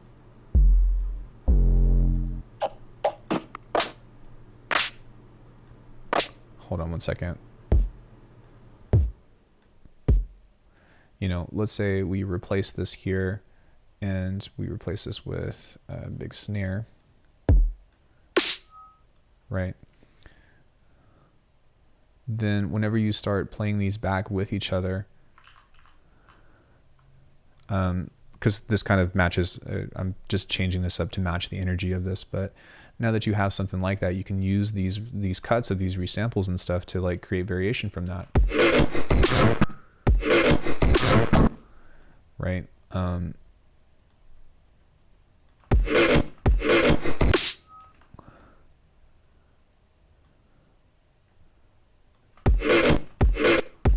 And for me personally, like obviously it's a little bit shrieky and, you know, a little bit distorted and all that, but it's not to say that you can't fix it with just a little bit of work.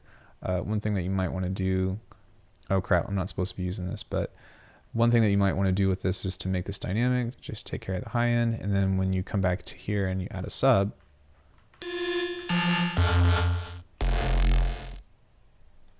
then, you know, you can start to create just different ideas, and that's the whole point of this.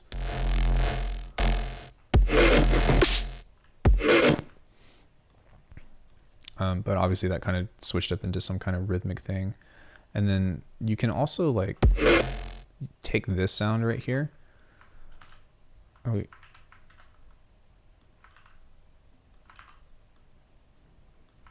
And create a new rhythm with this. And maybe pitch this up. Yeah.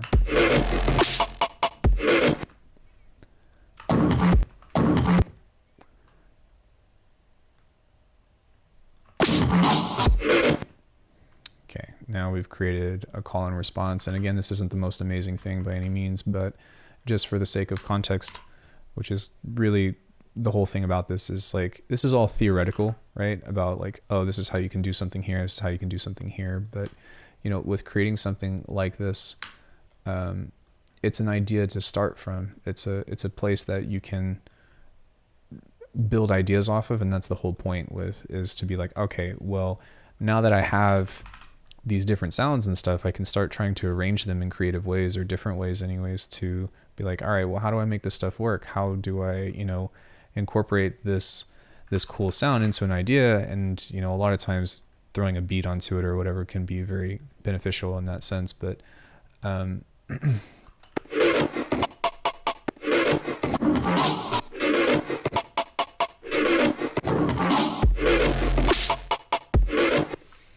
you can kind of throw this into here and let that repeat on every fourth. And you can kind of mix and match in between. And then what you can do is move this over, go into the whole thing and add this again and see what this does. And I'm not really concerned about like whether or not this sounds good, because I kind of just would say like, this is like how you can make stuff out of it. This is how you can do that. And the decision-making process might be a little bit more meticulous in that way when I'm actually trying to make something that's interesting and cool. But, yeah, I agree with that. But, listening to this now, we can see if we can pull anything interesting from here.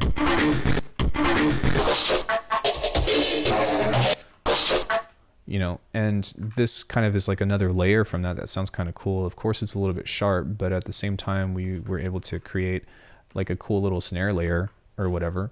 So you can use that on the snares here as an extra layer.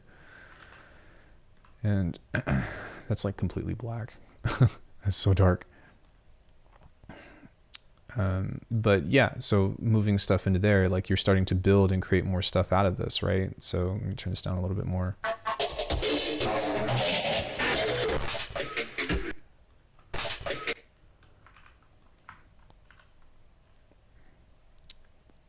We can keep building off of the idea, maybe on every other one or something, and see what that does. But yeah, hopefully you guys get the point about how this is supposed to go.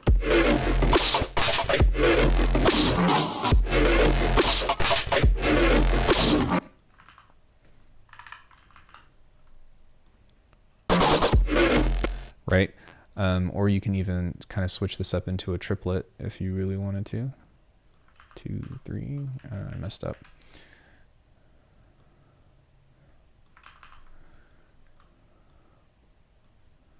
And then you can like finish off with a different hit like this. Wrong one.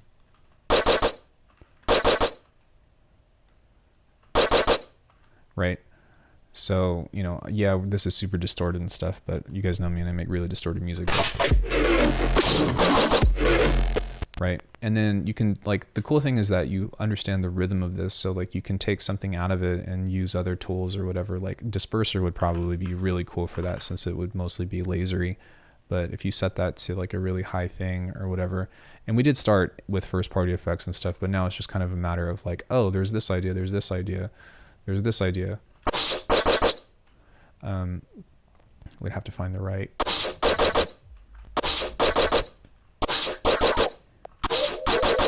Yeah, there you go. Right. So that's kind of what I would do within all of this. And of course, like, this is just for one particular kind of music. If I wanted to like turn this into a halftime tune or whatever, then I would pretty much go back to the same process that I did down here.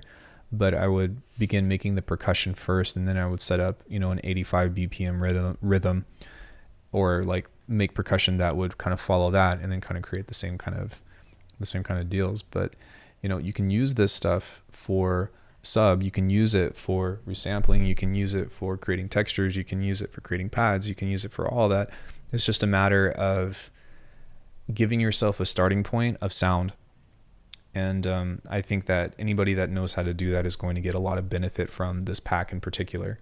So I'm going to take another quick break and make my lovely partner some coffee or some tea. But I'll be right back. And if anybody has any questions, then let me know. Give me just 1 second.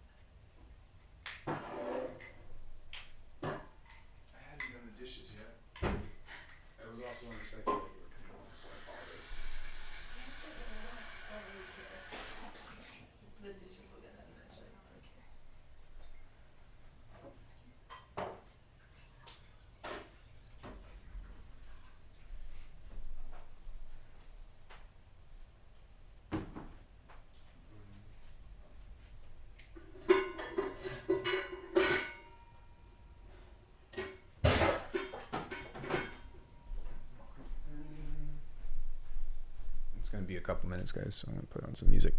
I think it depends on the amount of chords and progression, amount of notes within a melody. Love all of you. Bless up. Have a good whatever time of day it is near you, fams. Are you leaving? Take it easy, George. Thanks for coming in. Give me just 1 second. Here's another example of how I have been able to use this in another context of a tune.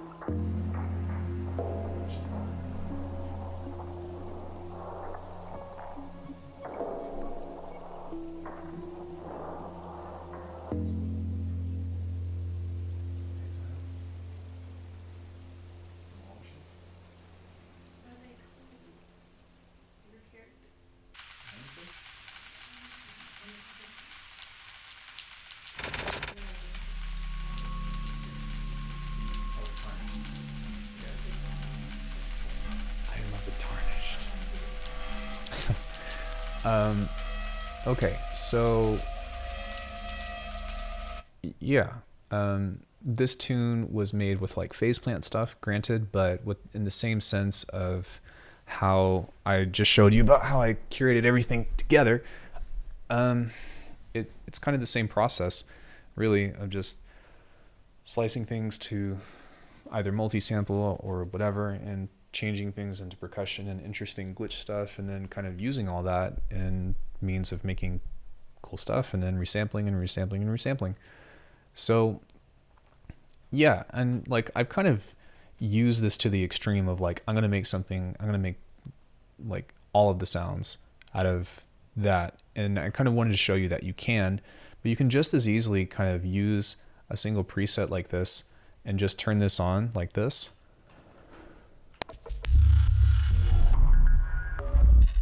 And maybe just record something like that, right? So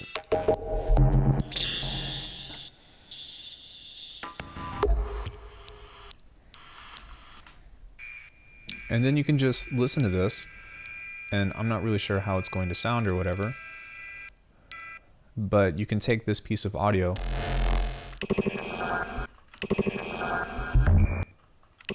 and you can just like use a single piece of it and place it back within your tune, right?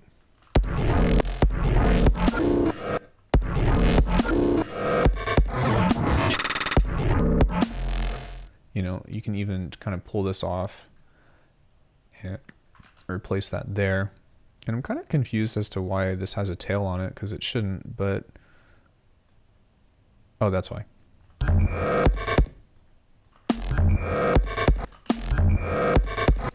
Yeah, but you can see that we've been able to add more to this and create like a different kind of tonality from it, but we can also take the other side of it and place that right there and move that over. Something right here. And then we can use this just as an extra layer to create more interesting variations between that, right? Because it's a call and response, but we can change the response, or I mean, you can change whatever you want, but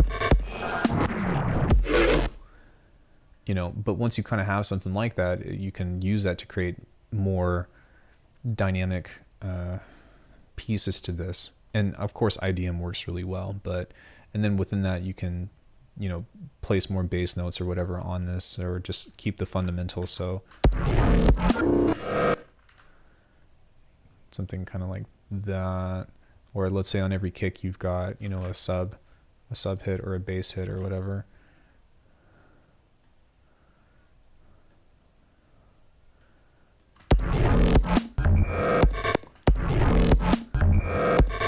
And that's really where the fun stuff happens, and that's why I like to work in audio so much, is because you can cut this stuff up and create these syncopations. Because if it's just a wall of sound of like these glitch noises like barraging each other, then it doesn't really sound all that interesting. And like I think the magic behind making IDM music is creating spaces like that of syncopation to where there's a brief moment of silence. So, you know, and it's really easy to do. You just start off with a bunch of stuff and then you kind of begin cutting out of it.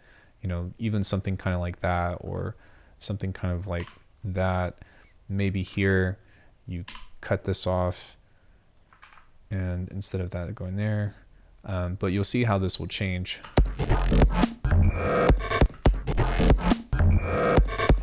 Suddenly, to me, that's a lot more interesting in that sense, because we've created that syncopation here. So if we were to undo that a bunch of times and listen to this, I don't think it would be nearly as interesting. Right? But once you kind of pull all those pieces away and begin to jigsaw the elements that you have,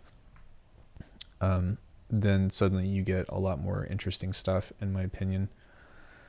So yeah, like even here, right? Like I'm creating these syncopations here, and we can even remove some of those spots or something. And you can, you know, it doesn't have to be like only one thing can play at a time, but the more that you separate these elements in that sense, the easier it is to make stuff fit, right? Because when you talk about mixing, in order to be able to, like, in order for a mix to happen, there has to be something, like you have to have a sound that has to be mixed with another sound. Otherwise, you just, you know, it's just one thing.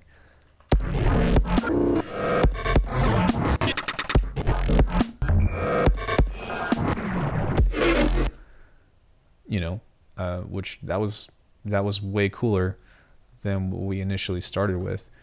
And the other thing too within this is I'm going to move this over to this side because I don't really care about it, but this little thing right here is really cool. So we can actually move this back over and duplicate everything else and just remove that first hit. Duplicate that and take away everything up until this point. But we've used this as another fill. And so now within all this stuff, right, we're beginning to kind of just create more and more variation.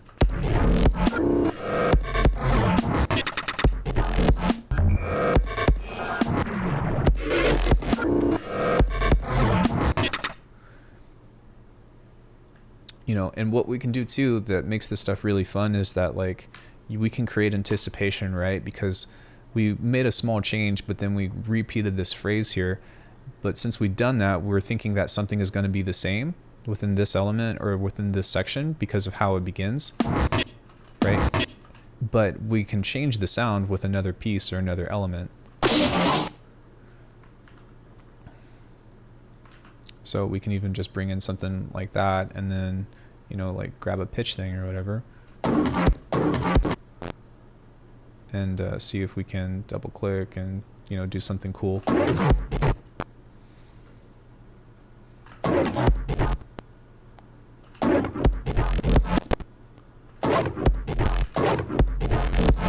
Yeah, that's pretty sick. So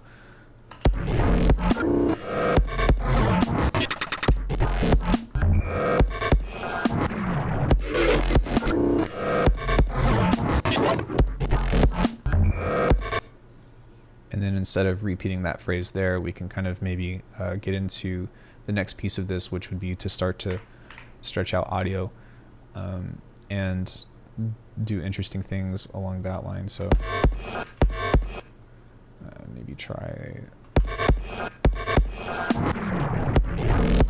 hold on one second. We need to turn this on, turn this up.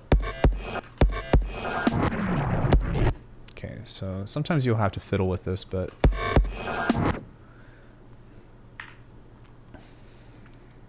we can also pitch this around. And then we can also change the phrase of this into something different too. So we can really just like maybe just grab that and place that here. And create little bits and pieces of phrases.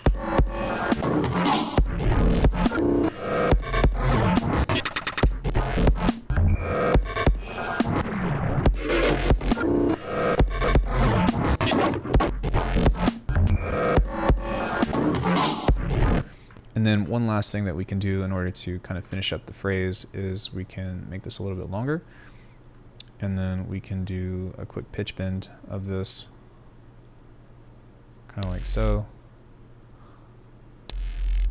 And now everything should be kind of playing.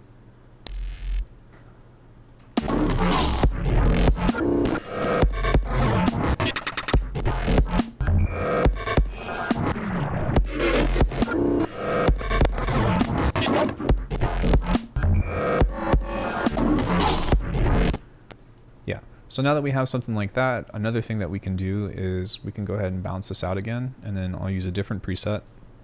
We can keep adding to this if we want, but it's really that easy. But let's just say we pull up something like this, and for this in particular, I'm going to try to find something that is a little bit more tonal now. So we'll listen to this and see if we can get anything out of it. But once we have something, oh, I gotta turn that off.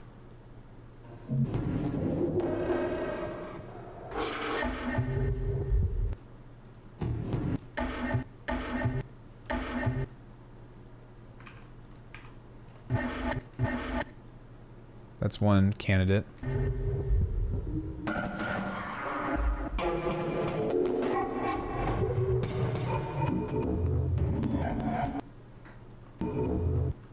There we go.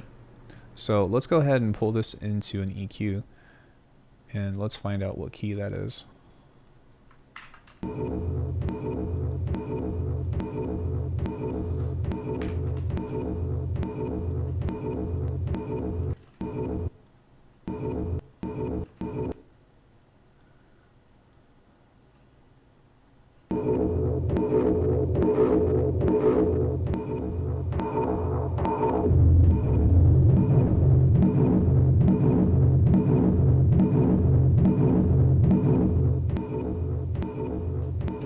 Okay, so let's just pretend like it's an F, but what we can do from there is grab this and throw this into a sampler.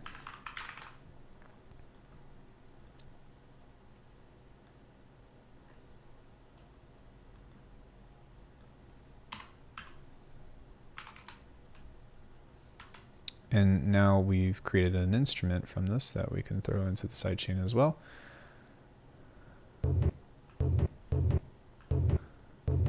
So what we want to do with this is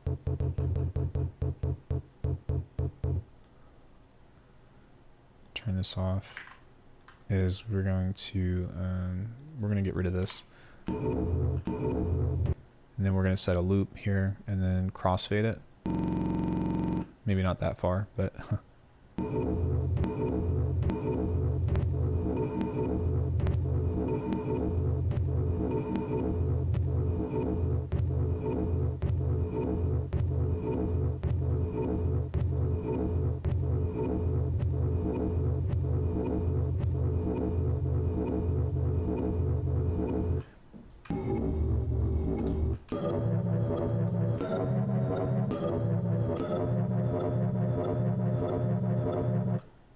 so now that we have something like this, we can use this to create some kind of pad or whatever with. And I wouldn't necessarily play a chord, because actually that does kind of work, but you can use something like reverb on here. And I was talking about this from before, but you generally want to add something to the wet effects because the reverb on its own sounds kind of jank, but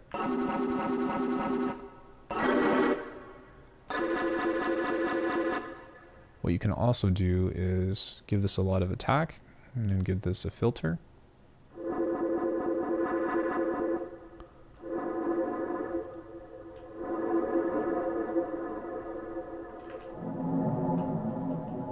And now we've maybe not created a pad, but we've created some kind of drone or something that we can use to give this even more texture. Maybe just like the first bar or so, but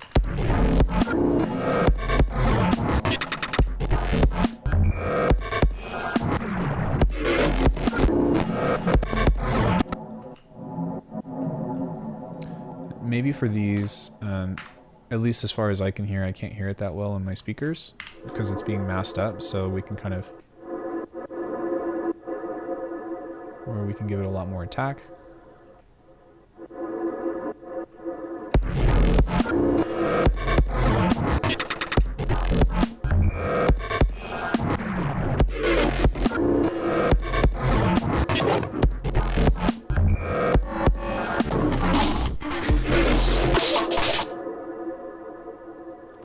Yeah, that would actually be kind of cool. You can like upgrade that or whatever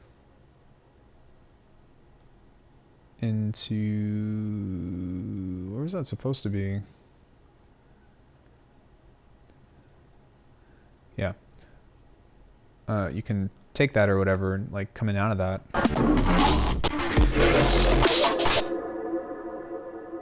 And, you know, get into like cool stuff like that, as you can hear. Of pushing that over and maybe moving this stuff back again to where it kind of like evolves and becomes like a heavier beat or something. And I'm going to turn that off because that's obviously kind of there, but you can create some kind of anticipation with that.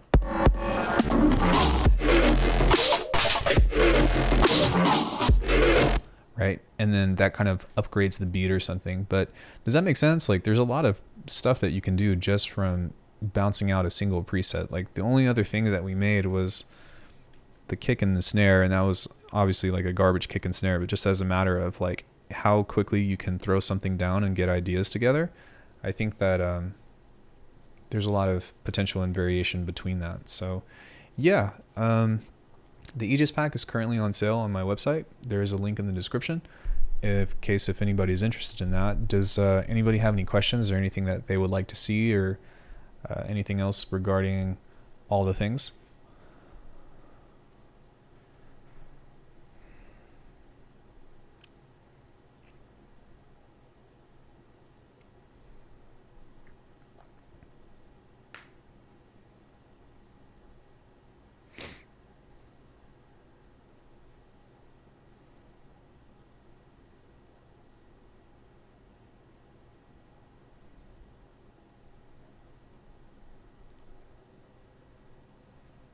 Anyone? Anyone?